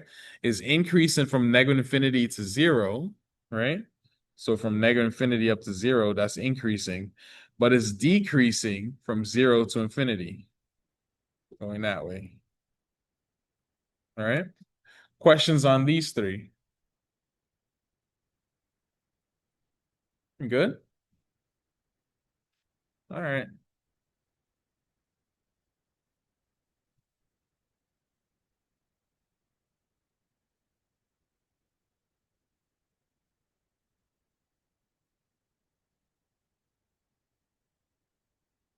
Got a couple more.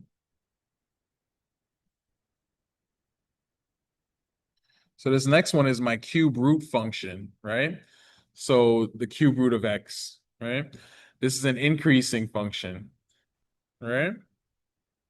So we're increasing from left to right. Even though it looks sideways like that, I'm it's getting larger, right?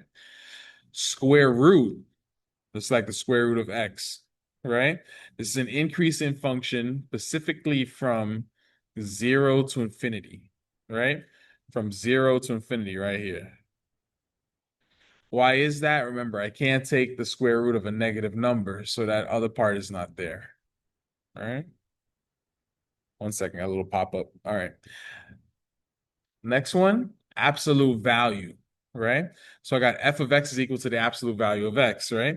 Now this is increasing from 0 to infinity and decreasing from negative infinity up to 0, right?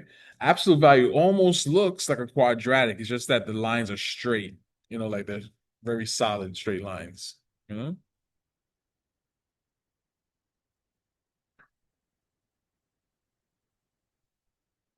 Good stuff, good stuff, good stuff. Questions on this? So we good? Increasing, decreasing? All right. Yes, I can. No problem. Like to the next graph, you mean? Yeah. Okay. Yeah.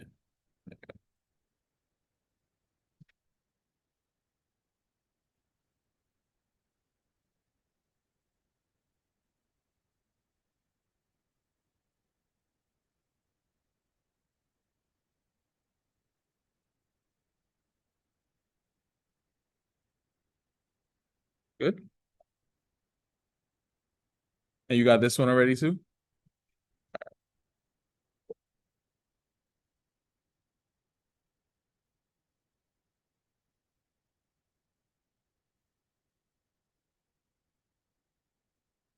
All right, let's switch gears a little bit, right?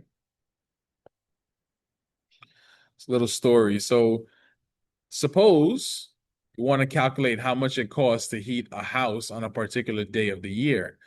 The cost to heat the house, right, will depend on the average daily temperature, and in turn, the average daily temperature depends on the particular day of the year.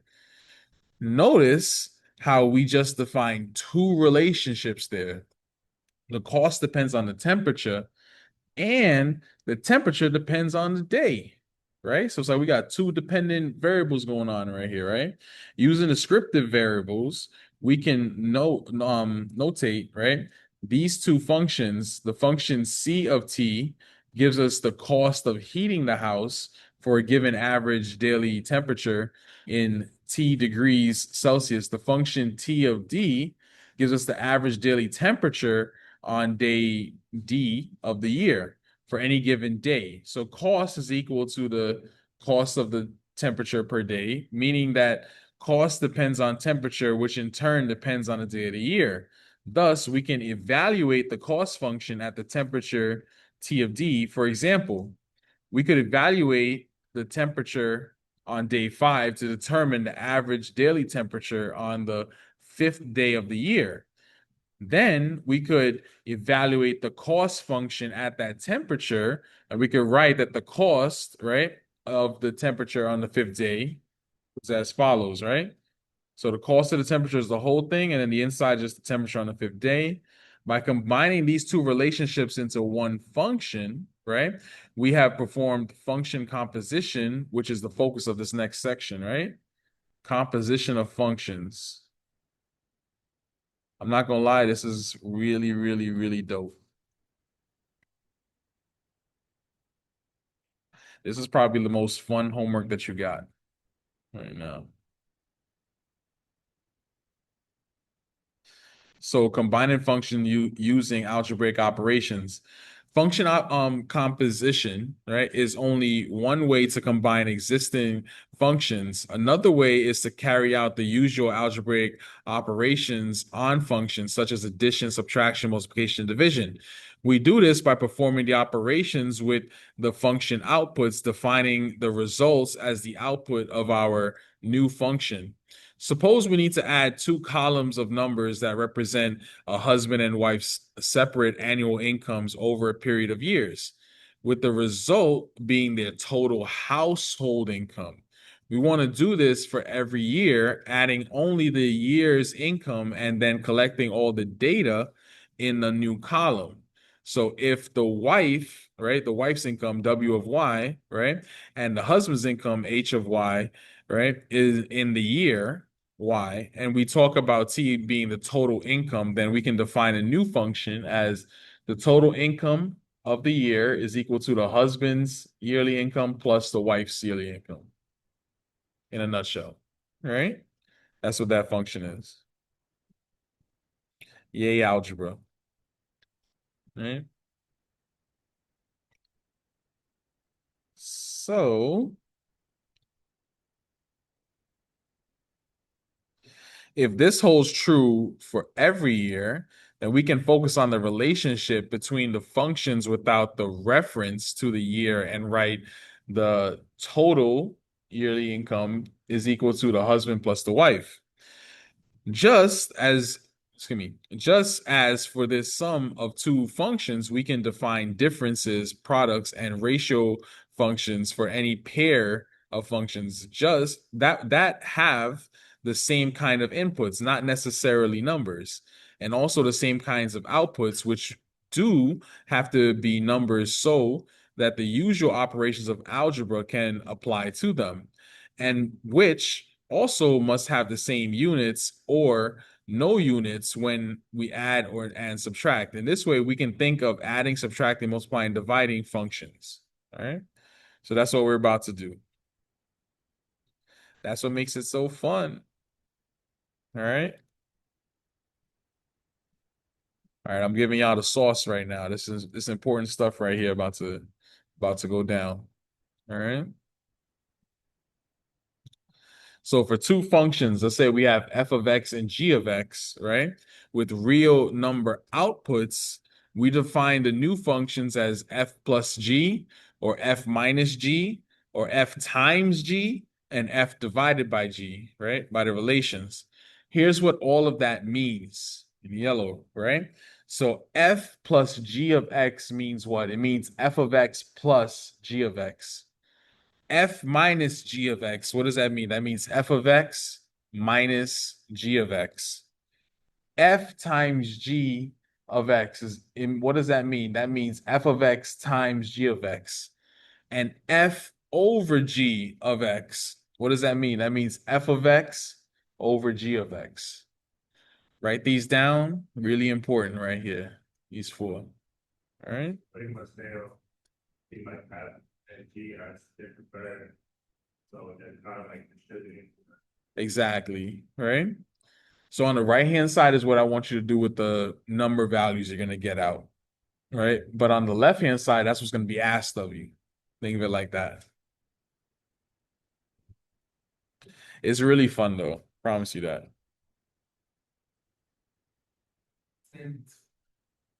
Always. Always, always. You know?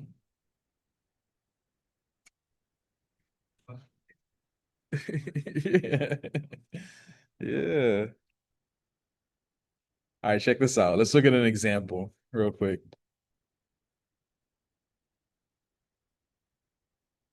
So this says find and simplify g minus f of x and g over f of x, given that f of x is equal to x minus 1 and g of x is equal to x squared minus 1. Are they the same function? All right. So let's take a look. Let's take a look. So, in parentheses, I got g minus f of x. And we know that means what? That means g of x minus f of x, right? And I already know what g of x is, right? G of x is x squared minus 1. So what does this mean? This means x squared minus 1. Don't forget that minus sign in the middle. And then f of x is x minus 1. Very good. Now, here's the hard part. You have to distribute the negative and combine like terms. All right? Distribute the negative, combine like terms. So I have x squared minus 1 minus x plus 1. Combine like terms, negative 1, positive 1 cancels out. Final answer, x squared minus x. And that's it. Questions on this? All I did was just copy the formula, plug it in, and then that's it. You know? Simple, simple. All right, let's take a look at the next one. A little bit harder. A little bit harder. So I got g of f of x, right? So remember, what does this mean? This means g of x divided by f of x, right? Good, good. So it's going to be x squared minus 1 over x minus 1, right? But I could factor that top, can I? Right? X plus 1, x minus 1, right? And then this is x minus 1, right? These cancel out. Should leave me back with x plus 1. All right? Questions on this? Anybody? Yeah. Yeah. So what I noticed, like some of the tests, Mhm. Bob, is that the same thing? F of 5? Bob, equal 5. Oh, no. That's something else. That's coming. Yeah. Yeah. That's the composition. Yeah. That's coming. That's coming. That is the fun one, though. I'm not gonna lie. You know? Yeah. Yeah. Yeah. So, You get into math. yeah. The more you go into it, the more like theoretical it becomes. Like the reading part, you know? Right. Yeah, yeah. But it's not bad. It's not too bad. I decided. Mm-hmm. Nah, the homework is dope, man. For real. Like, I'm telling you, the first homework is just yes and no. You know, not that bad. All right. Are these the same function? No. No, right. Particularly the last one really tells you that because they didn't become one, you know? All right.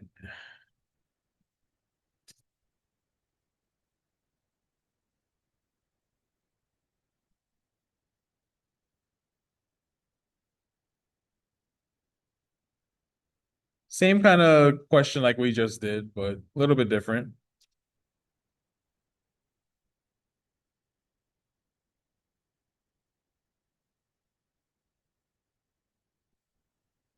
Let's try these out. For the first one, I got f times g of x. Remember what this means. This means what? F of x times g of x, right? That's simple. Just plug it in. Just keep it simple. Just plug it in, right? So this is what? X minus 1 times x squared minus 1. And that's it. Little distribute, combine like terms, all that good stuff. Let's look at what we got. Uh-huh. Uh-huh. Minus x squared plus 1. Let's make this a little bit nicer. X cubed minus x squared minus x plus 1. That's it. All right. Let's try the other one. So this says f minus g of x. Let's just plug those in real quick. That means what? F of x minus g of x, which is equal to x minus 1 minus x squared minus 1. All right. We could distribute, combine like terms, x minus 1 minus x squared plus 1. Combine like terms, have x minus x squared. All right.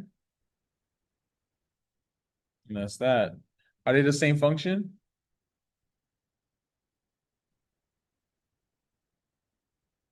Yes or no? No. All right. That's it. Go ahead.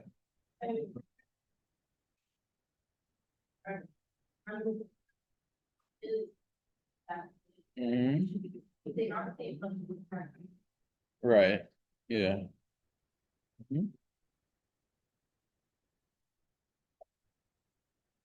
So we good? All right.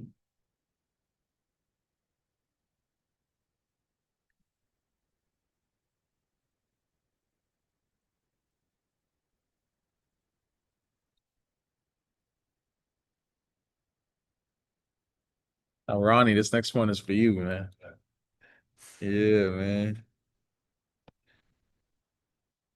We're going to London on this one with the fog. Create a function by composition of functions, right? So performing algebraic operations on functions combines them into a new function. But we can also create functions by composing functions. So when we want to compute a heating cost from a day of the year, we created a new function that takes a day as input and yields a cost as output. The process of combining functions so that the output of one function becomes the input of another is called a composition of functions. The resulting function is known as a composite function. We represent this combination by the following notation. So this is fog, right? So what does f of g of x mean? It means f of g of x. So you're taking one function and you plugging it into another function. That's what it means. All right. Really, really fun to do. Not gonna lie.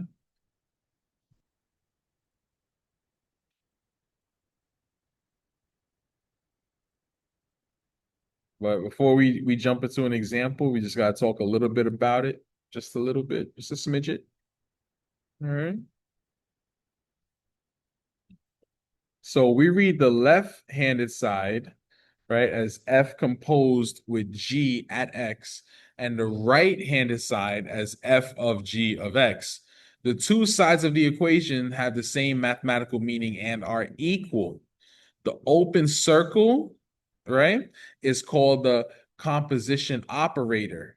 We use this operator mainly when we wish to emphasize the relationship between the functions themselves without referring to any particular input value.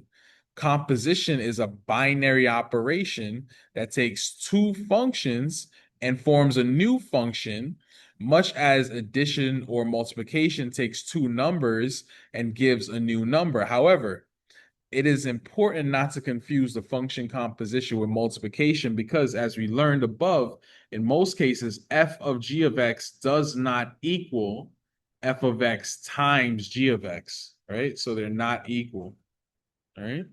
One of them, you're plugging another function into each other. The other one, you're just multiplying the two together. All right, that's the difference. Okay?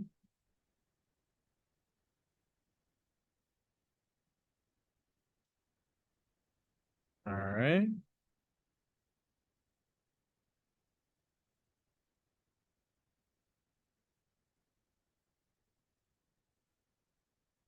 So it is also important to understand the order of operations in evaluating a composite function. We follow the usual convention with parentheses by starting with the innermost parentheses first and then working to the outside. In the equation above, the function g takes the input x first and yields an output g of x. Then the function f takes the g of x as the input and yields an output of f of g of x, right? So g of x, the output of g, is the input of f, right? So this is what it means right here. So f of g of x is equal to f of g of x, where x is the input of g. All right? Fun stuff. So like G of X, Uh-huh. everything gets own function. And then Mm-hmm. the F of G X is pretty much like taking the F Mhm. and it's writing it to final answer for whatever was inside. Right. And just plug it right in. You know?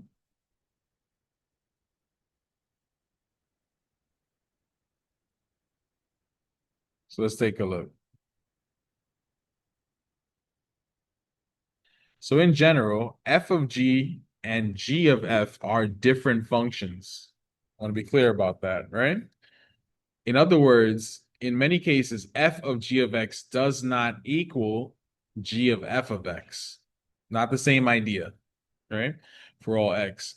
We will also see that sometimes two functions can be composed only of one specific order. So for example, if f of x is equal to x squared and g of x equal to x plus 2, then f of g of x is going to be f of x plus 2, right? And then the function for f is the square, and then you just do the math and that's it. But to reverse it, g of f of x, right, which is going to be g of x squared, is going to be just x squared plus 2. Okay? So reversing the order of the composition is not going to mean that it's going to be equal. All right?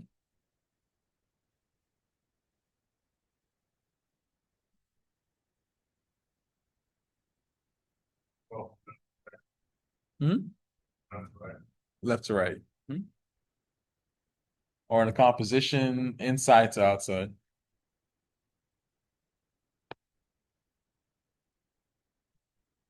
So these expressions are not equal for all values of x. So the two functions are not equal. It is irrelevant that the expressions happen to be equal to for the single input value x is equal to negative half. Note that the range of the inside function, the first function to be evaluated, needs to be within the domain of the outside function, right? Less formally, the composition has to make sense in terms of inputs and outputs, all right? So I can't make up questions here, in other words.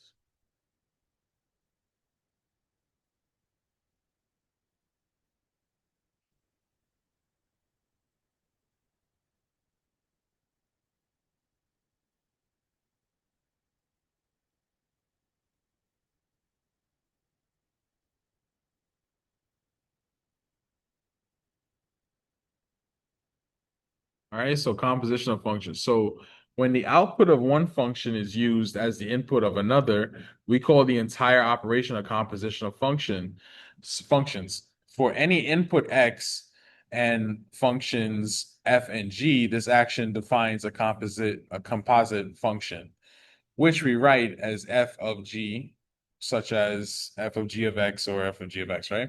The domain of the composite function, f of g, is all the x values such that x is the domain of g and g of x is in the domain of f. It is important to realize that the product of functions f times g is not the same as the function composition f of g of x. Because in general, f of x times g of x does not equal f of g of x. All right. Blah, blah, blah. Let's look at an example. right?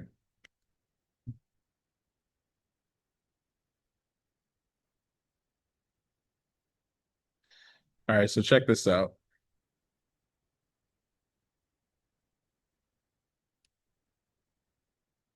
There we go. So determining whether composition of functions is cumulative, right? So use the functions provided, find f of g of x and g of f of x. Determine whether the composition of functions is commutative, right? So I want f of g of x. What does that mean? That means that I'm going to take f of x. What's f of x? 2 times x plus 1. And I'm going to plug g of x into it. 3 minus x. And then after that, just do a little math and that's it. Distribute, combine like terms, all that good stuff. So this is 6 minus 2x plus 1. Combine like terms, this is 7 minus 2x. Questions on this?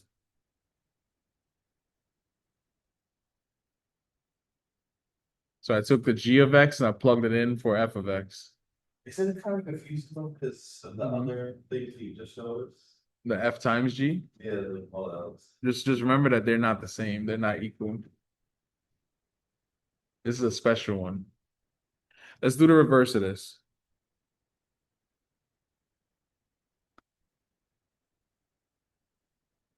G of f of x. Right? So I'm going to take f of x, I'm going to plug it into g. What's my g? It's 3 minus parentheses 2x plus 1. And then that's it. Right? Distribute the negative. Combine like terms. 3 minus 2x minus 1. This becomes 2 minus 2x. And that's it. Questions on this? The two, which two? First one or second one?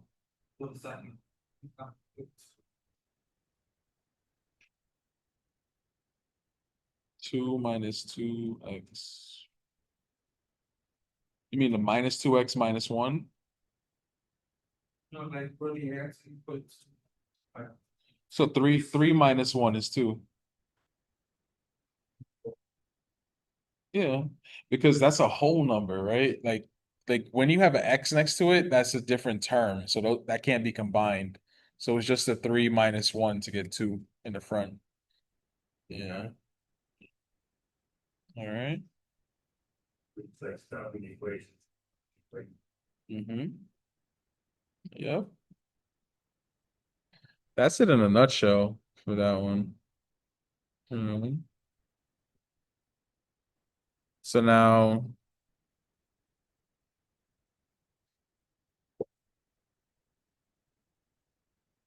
let me ask you this question.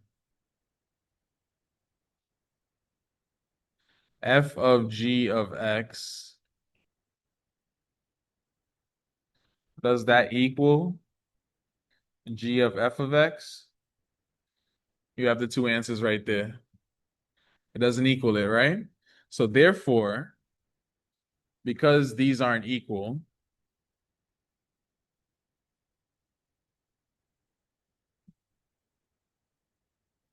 these two functions are not commutative.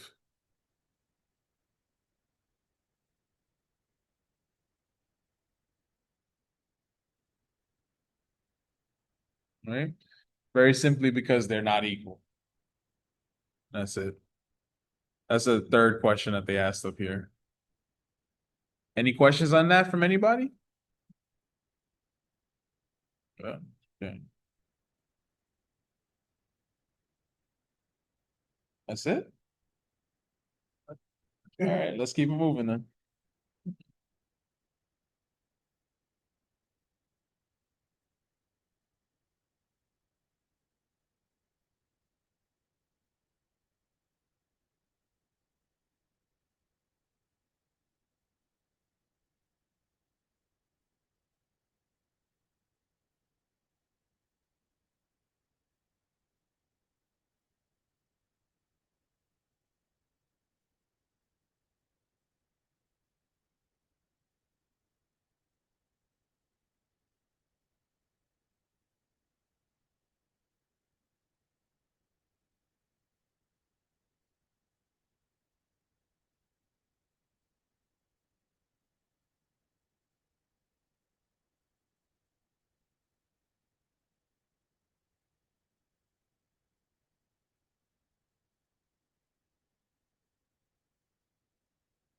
All right.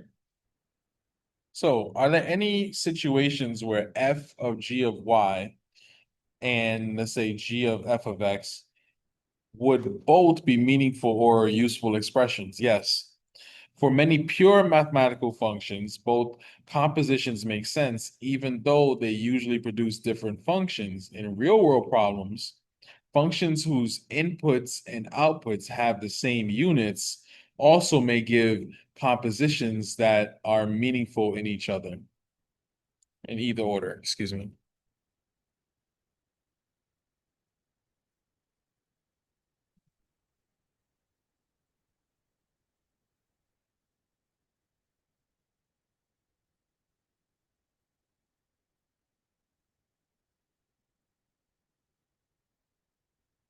So we're going to take it up a notch. So next we want to evaluate composition functions, right? So once we compose a new function from two existing functions, we need to be able to evaluate it for any input in its domain. What we will do this with specific numerical inputs for functions expressed as tables, graphs, and formulas, and with variables as inputs, excuse me, to functions expressed as formula. In each case, we evaluate the inner function using the starting input and then use the inner function's output as the input for the other function. So start on the inside, work your way out. Start on the inside, work your way out. All right?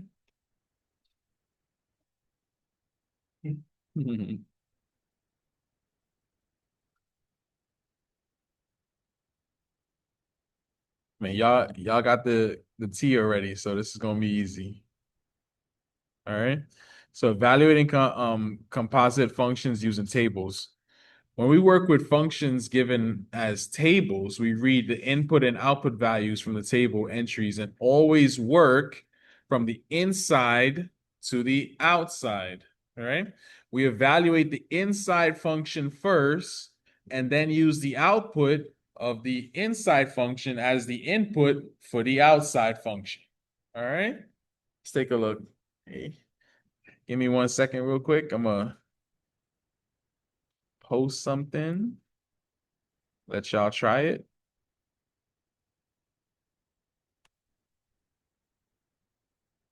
Think of this more of as a reference thing. All right. So try these out. All right. I'll be right back.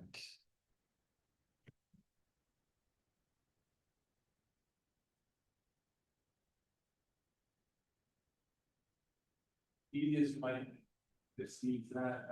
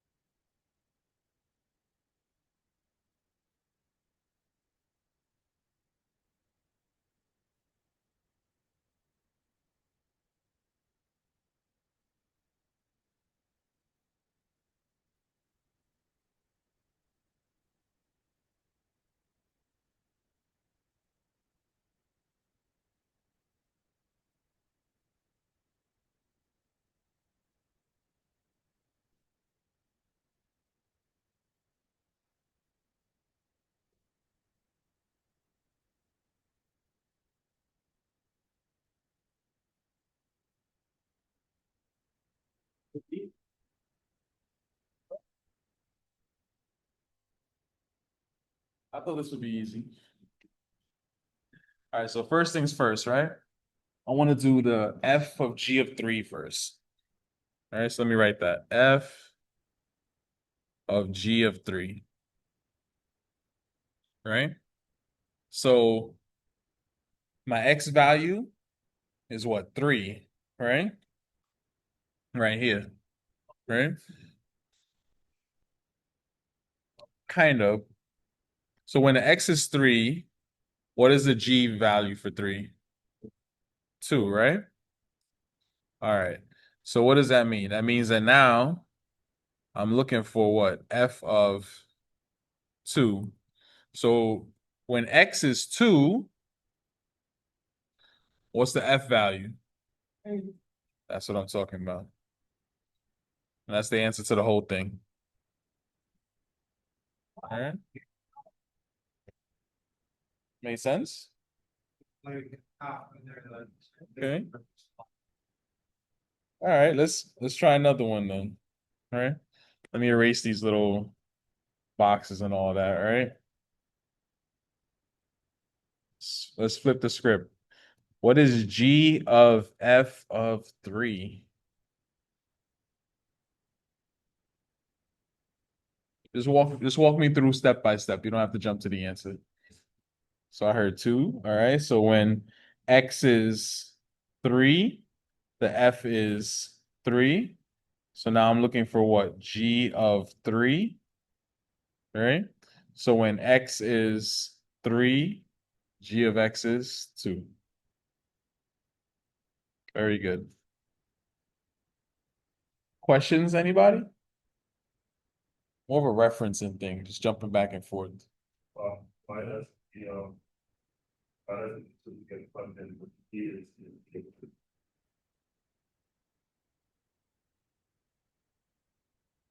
In g of 3. It does. Yeah, g of 3 right here. G of 3 becomes 2. Right? And then I want f of 2, which this whole thing becomes 8. Yeah.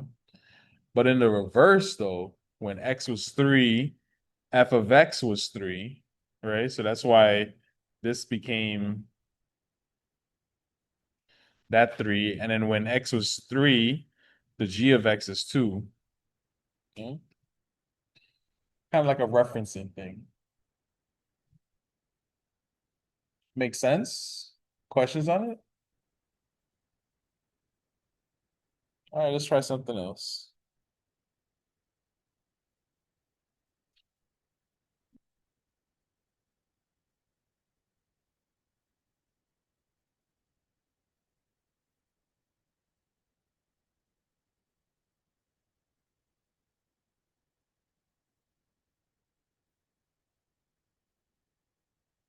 Trying to think how I'm gonna do this now. So I want to use the same table.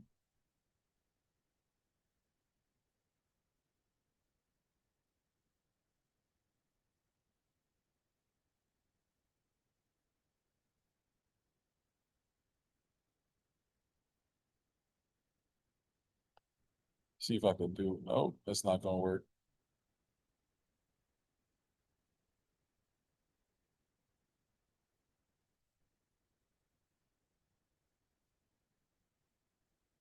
So we up top, right? So using the same table, I want to do f of g of 1. What's g of 1? Very good, right? So this becomes f of 3. And what's f of 3? Not 2, 3. Right? All right, let's switch it up. I want g of f of 3. So what's f of 3? Good. And then what is, I'm sorry, hold on. I messed this up. I messed this up.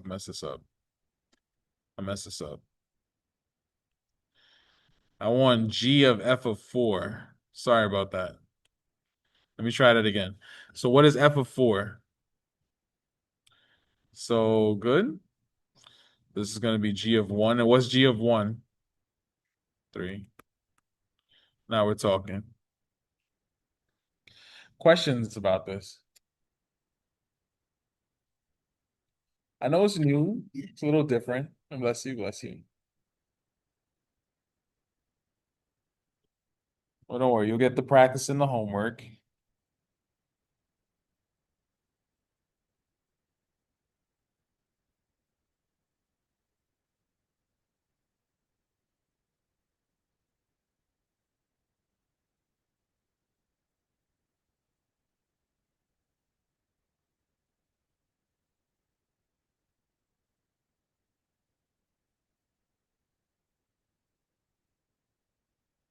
Let's talk about it a little bit.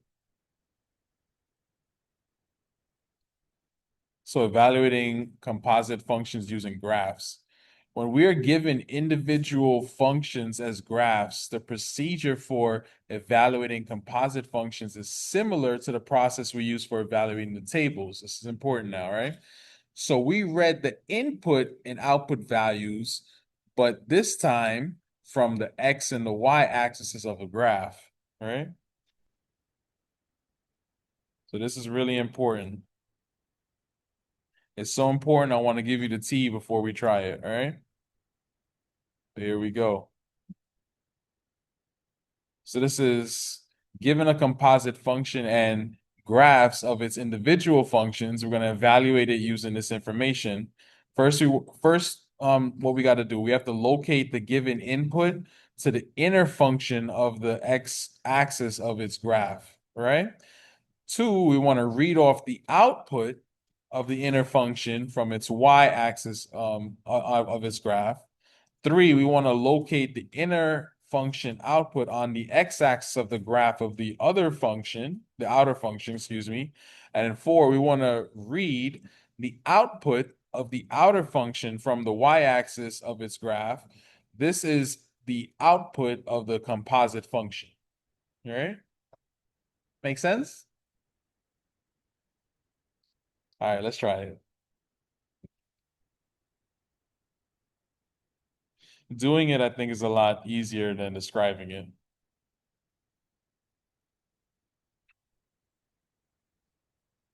So let's say I have this scenario right here, right? I have two functions here. The one on the left is g of x, and the one on the right is f of x, right? And I want to find f of g of 1. All right, let me write that down real quick. I think I'm gonna do it in orange. All right, I want to find f of g of 1, right?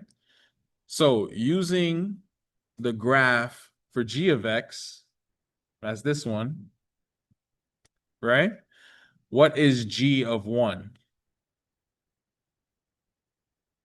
3, right? So when my x value is 1, go up to where the graph is, it's 3. So this is going to become f of 3. So now I'm going to use the f graph, that's this one, right? And I want to find what is f of 3. So what's the answer for that one? 6. And that's the answer to the whole question. I'm done. That's it. Make sense? So look it up in one graph, use that answer, look in the other graph, give me the final answer. That's it.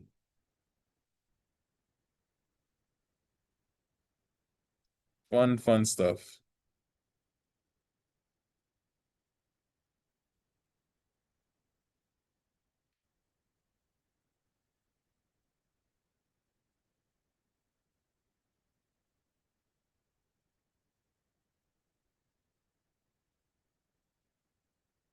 Feel like we did so well on that. I want to try it again. Go ahead. In this case, if you decide to find the domain and out. So you would find the domain from the final composition. That's how you would do that. So if you have like a function, right? Put it in, all that stuff, expand it, right? Then find a domain from that answer. That's how you would do it. Okay? You'll see, you'll see. It's coming up. It's coming up. It's coming up. It's not gonna be bad. All right, let's try this one out. This is, I'm looking for G of f of 2. I'm gonna write it up over here. I'm looking for G of f of 2. I'm using these same two functions right here, right? Help me out. F of 2, what's that? It's 5, right? So we start off at 2, and we go up. The output is 5. So this is going to become G of 5. What's G of 5? 3, right? Start at 5. Go up. And that's 3. All right. Questions on this? They're like, Mhm. why? Mhm. I can't think of one, but I'll look for one and I'll give you an answer tomorrow for that. Mhm.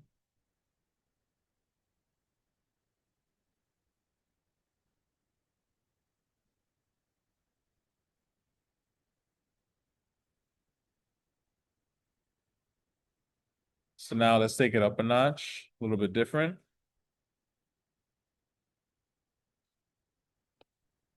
So I want to evaluate composite functions using formulas. So when evaluating a composite function where we have either created or been given formulas, the rule of working from the inside out remains the same. The input value to the outer function will be the output of the inner function, which may be a numerical value, a variable name, or a more complicated expression. While we can compose the functions for each individual input value, it is sometimes helpful to find a single formula that will calculate the result of a composite function, so f of g of x. To do this, we will expand our idea of function evaluation. Recall that when we evaluate a function like f of t is equal to t squared minus t, we substitute the value inside the parentheses into the formula wherever we see the input variable, all right? So we're going to be doing something very similar. All right.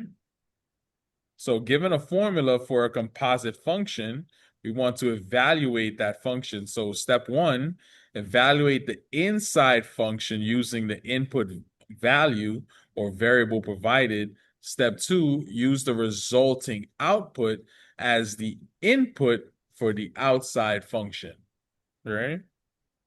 I know it sounds like a lot, but once you see it, it's gonna pop. Saying like, if you know, Mm-hmm. until the. Mhm. DFS. Right. And DFS two, that two is what you put. Into the F. Right? Exact same thing.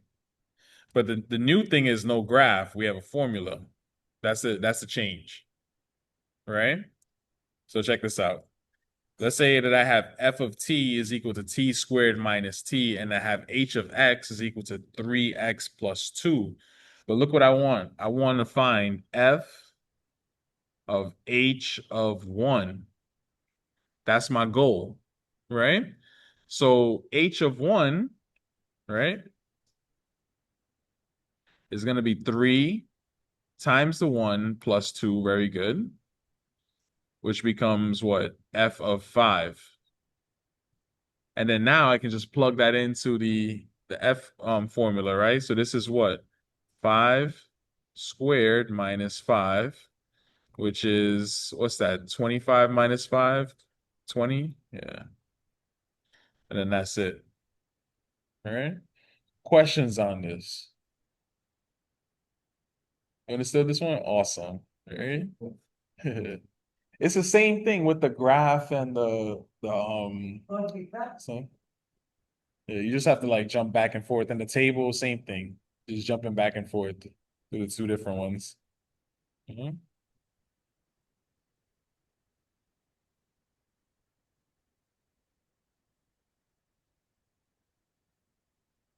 And make a special note real quick.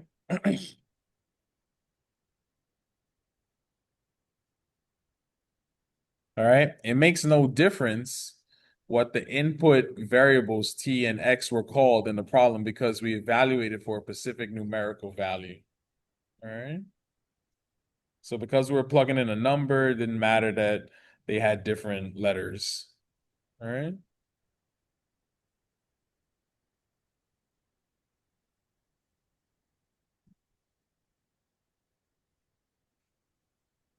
Let's try this out.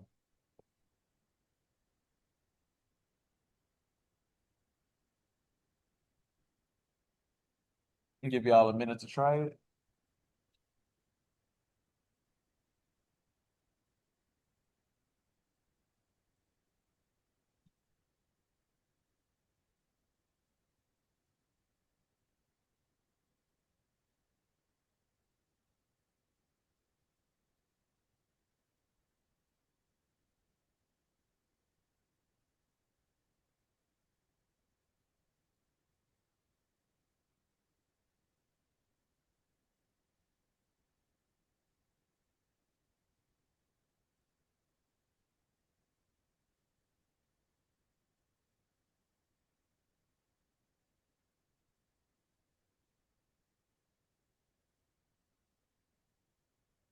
Huh?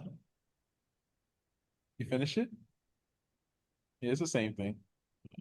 Yeah. Nice. Yeah.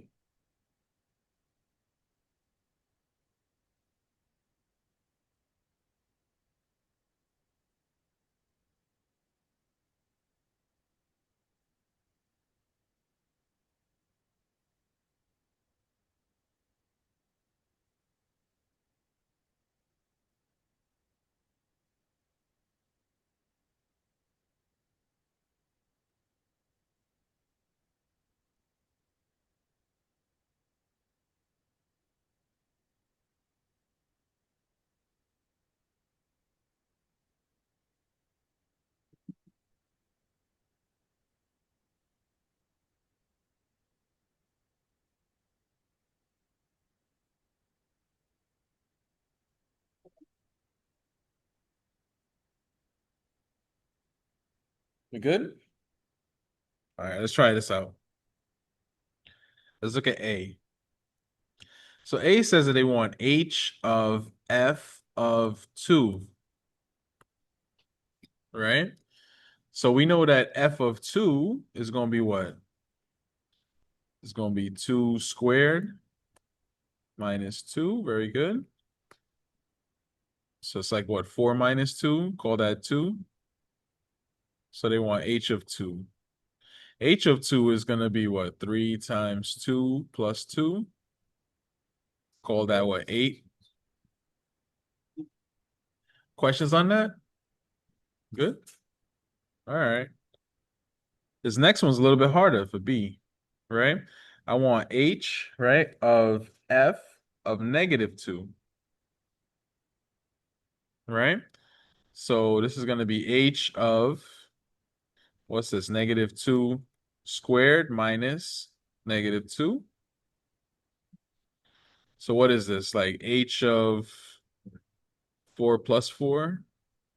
Something like that? Oh, 4 plus 2, you're right. Whoops.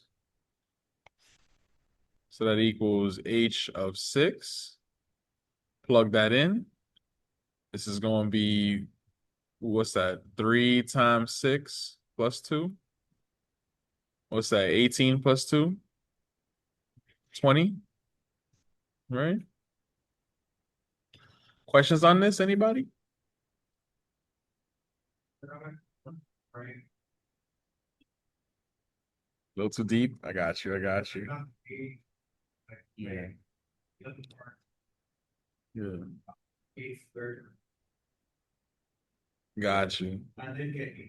Yeah, It's still a little too much. I got you. I got you. It happens. It happens.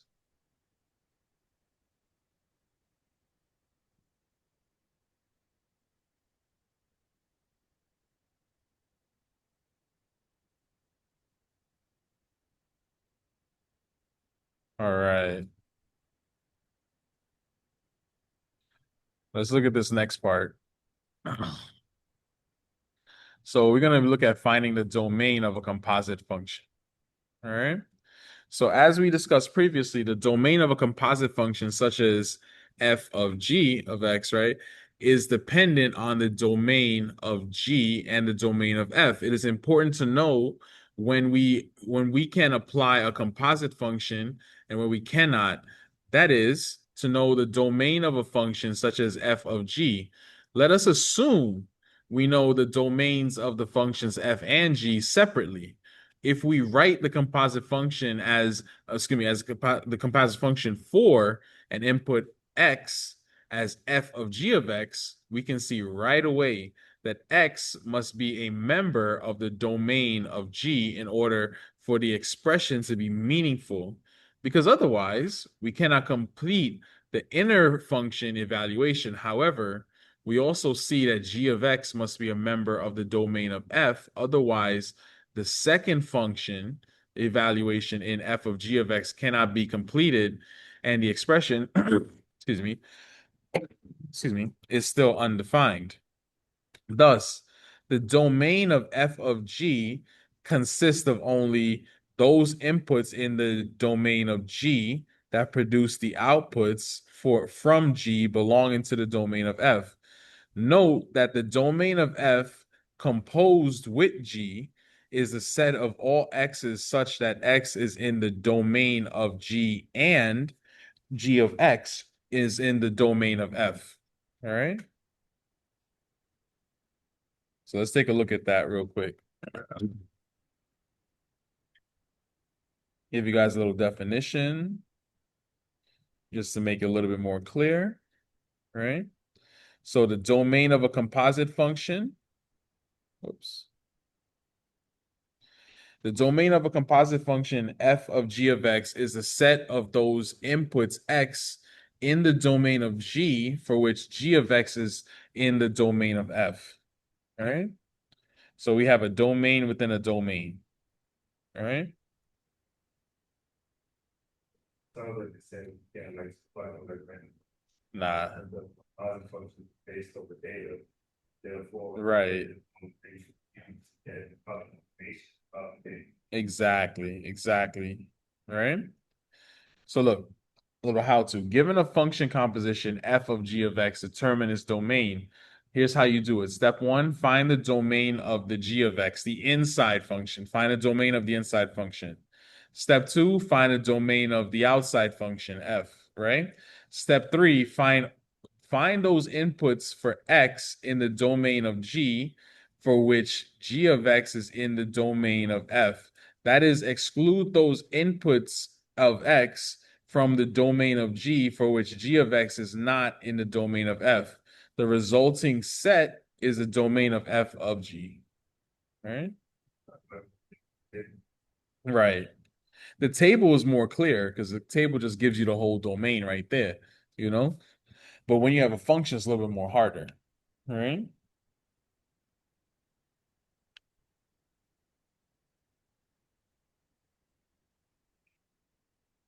So let's take a look.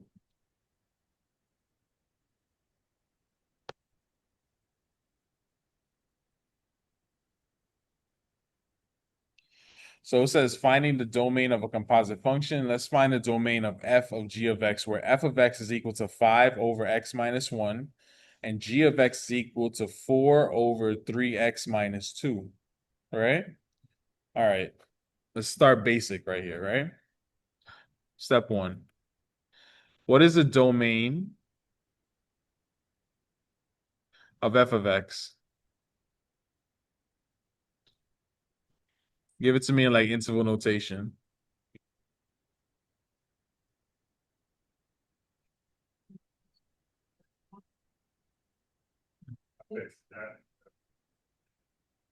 Mm, You cut no, on the bottom. just the bottom, right? What do I do with the bottom? That's- Say it again. It's all numbers except one, right? So my domain for f of x, right, is going to be negative infinity to 1, not including 1, union 1 to infinity. That's for f of x, right? Let's do g of x. You can almost set it to 0 and then do it like. Right. That's another way to do it. Same idea. I want the domain, this time g of x. This one makes more sense to do that, right? Take the denominator, set it equal to 0. 2 over 3, right? So how she got 2 over 3? Take the 3x minus 2, set it equal to 0, solve for x, right? Add 2, 3x equals 2, divide by 3, divide by 3, right? So x equals 2 over 3. So same idea. Negative infinity up to 2 over 3 union 2 over 3 to infinity, right? So now, So, like, negative, mhm, change, right. so, third, hypothetical, Mhm. be like, Right, that would be like an open circle on the graph, Yeah. right? It can't, it's illegal for us to divide by 0, Yeah. you know? All right, or down, right. All right, so step 3, find those inputs in x in the domain of g, for which g of x is in the domain of f. That is, exclude those inputs of x from the domain of g, for which g of x is not in the domain of f. All right? So that being said, right? We have our domains here, right? Everything is going to start from negative infinity. We agree on that, right? Say it again. Which one? Oh, that one? Let me show you. I'll show you that one. So for the f of x, this one right here, right? I wanted to find the domain of it. So just take the denominator, the part on the bottom, and set it equal to 0, right? So if I have x minus 1 equals 0, just solve for x, add 1, right? So x equals 1. What's that? What that is telling me, right, is that I can plug in any number I want into that particular function except x equals 1 because it's illegal for me to divide by 0, right? So that's how I got this domain right here. It's everything, all real numbers, except for the number 1. That's not legal right there. All right? That makes sense or no? Not really.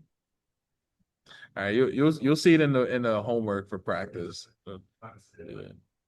So, Mhm. the denominator can be 0. So x minus 1, it can never equal 0 for x. So if I replace x with 1, 1 minus 1 will be 0. So that's how we got the 1. So if it was on the graph, it would be like that's the lowest point or the highest one. So pretty much you can either go up or you can go down, but it all starts from that point on the graph. Mhm. So like in other words, like if you like show us the graph, how like it does like a U. 1 will be the bottom point. From one side, it might decrease from the other side and increase. But that's the stopping point right there. Mhm. All right. You probably like you throw it out. Drew it out? Like how? Like 6 inches back. Oh yeah. How does that one look again? Like the.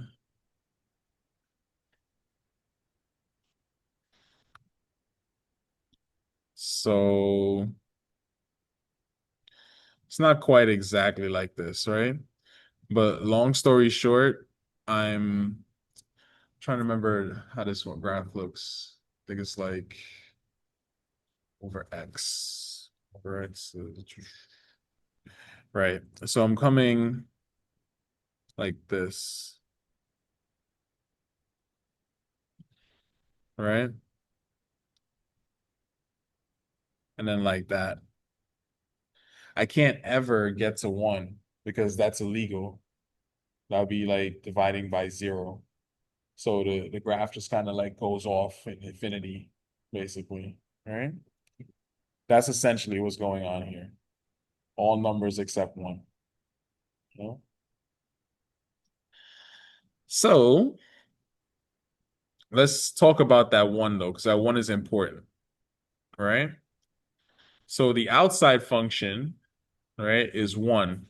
So I'm interested to know for the g of x, when is g of x 1? Right? So watch what I'm going to do. I'm going to take the g of x and I'm going to set that equal to 1. So I have 4 over the 3x minus 2 is equal to 1, right? I want to solve for x with this, right? So let's do that. So I'm going to multiply by 3x minus 2. I do to one side, I got to do to the other. So now I have 4 is equal to 3x minus 2. Add 2. Add 2. So what do I get? 6 equals 3x. Divide by 3, divide by 3. X is equal to 2. Right? So what is that telling me, right? For the g of x, right? I'm going to go from the negative infinity up to the 2 over 3, right? But that 1 is an issue, right?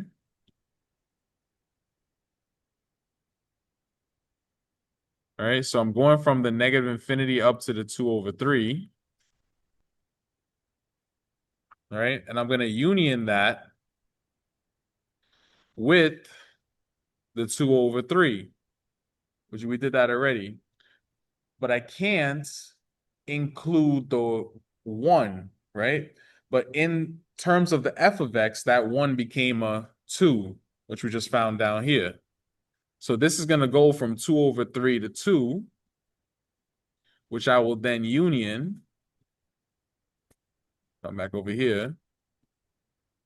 From 2 to infinity.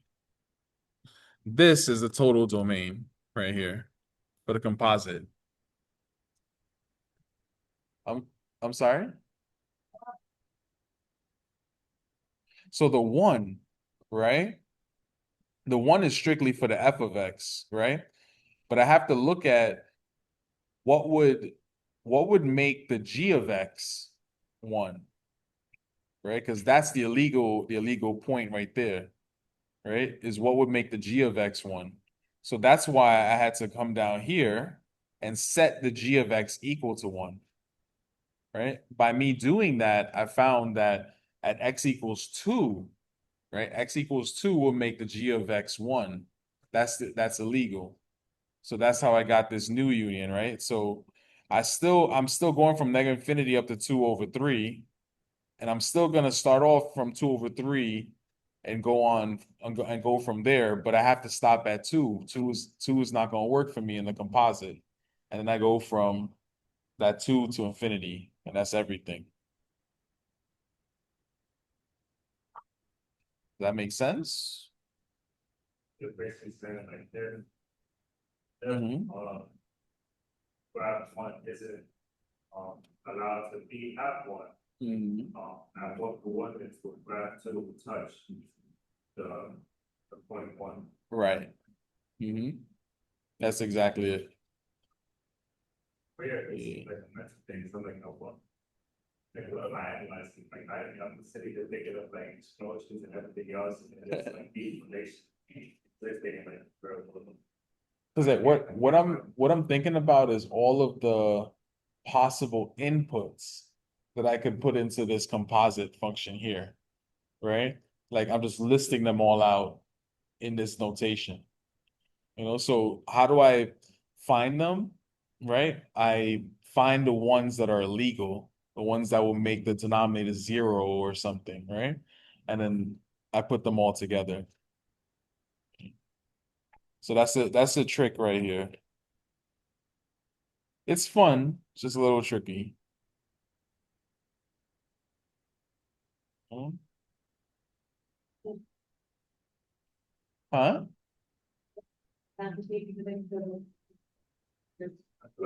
Yeah. I'm thinking about this. Similar. There is that is what I'm doing right now with the composite is an overlap. Yeah. That's, Yeah.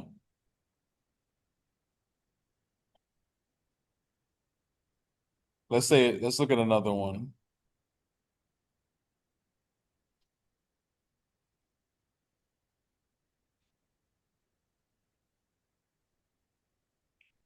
Let's look at another one.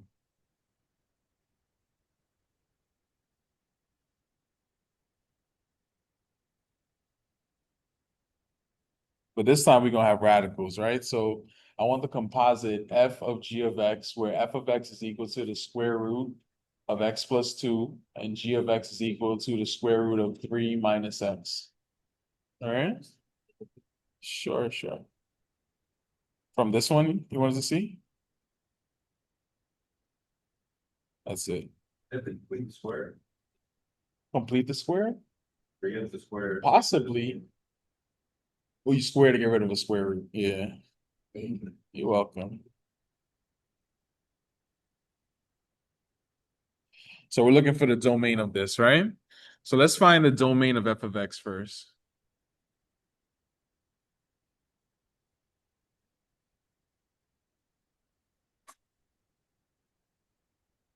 What's the domain of f of x here?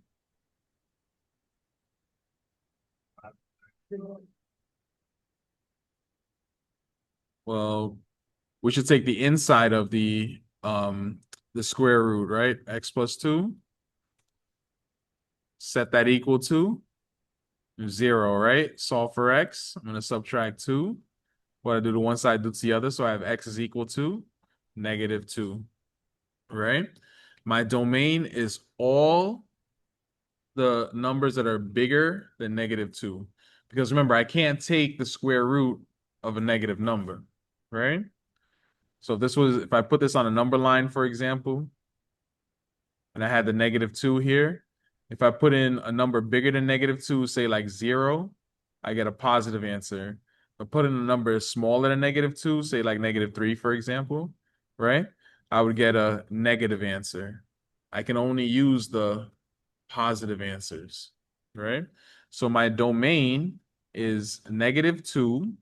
Is it going to be bracket or parenthesis? Which one? No, bracket, right? Because I could have the square root of 0. That's okay, right? I just can't have the square root of a negative number, right? So bracket -2 to infinity, all right? All right, let's check out number 2. So I want the domain of g of x, right?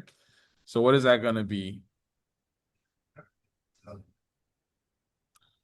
Except not -3, +3, right? So take 3 minus x, set that equal to 0. You're going to add x to both sides, right? So we get x is equal to 3, right? So again, if this was on a number line, and say I put 3 right here, if I take a number smaller than 3, let's say 0, this is going to give me a positive answer. If I take a number bigger than 3, let's say like 4, this will give me a negative answer. And I can only use the positive numbers, right? So this is going to be from -infinity up to 3. Is that going to be bracket or parenthesis? Good. All right. So now, That's here. well, we're close. Close, right? Now we want the composite.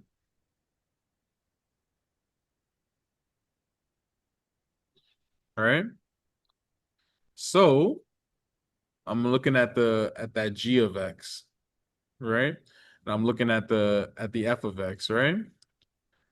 Is there a value for the f of x that's in the domain for the g of x?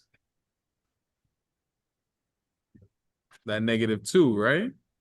All right. So let's set that equal to -2. So I have the square root 3 minus x. I want to set that equal to the -2, right? Solve for x. Going to square both sides. 3 minus x equals 4. Excuse me. I'm going to subtract 3. Negative x equals 1. Divide by -1. X equals -1. Right? One sec.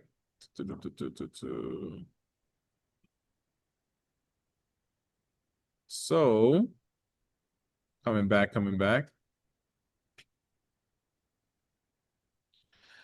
That means that I'm good to go up to what point? What's my final domain gonna be?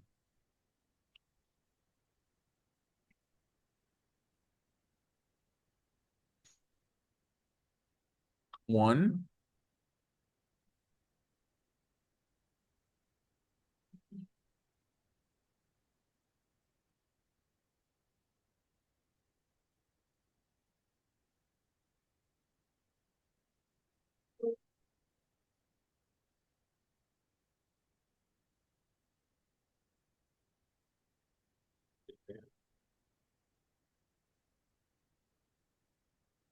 So -infinity to 3 would be the final one. There's another way we could have done this. Probably a little bit easier, right? This is our hint. If we did that out, that would make it easier to find the total domain. So f of g of x, right? This would be square root of square root 3 minus x plus 2. Now the domain of this would give us the whole total domain, right? So that's another way to do it. All right.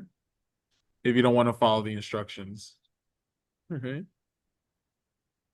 So we already know what the inside domain is, right? Is this part here. All right. But now, is there anything that we plug in there, right? So I'm kind of imagining the -infinity to the 3 right here, right? I'm kind of imagining that.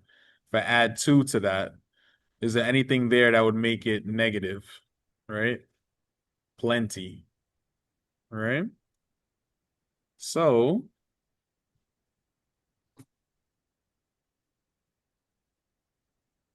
basically, if I'm looking at this, I would say from -2, that would include that, up until +3.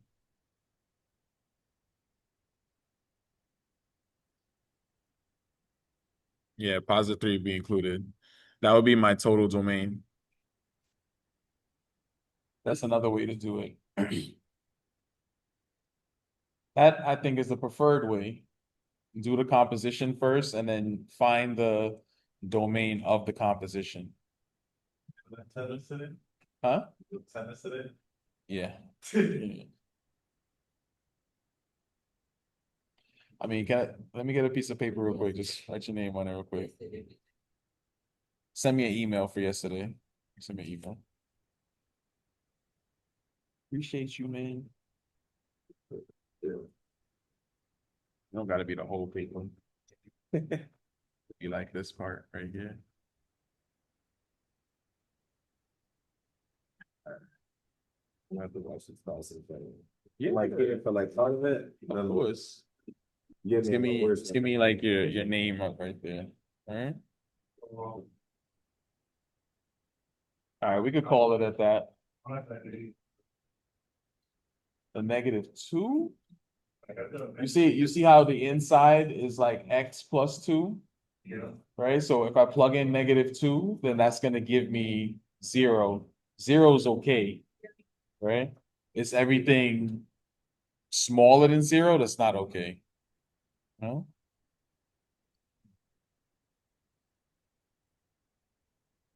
All right, I'm gonna stop recording. Boom. So just come up, sign your name, and then that's it for today.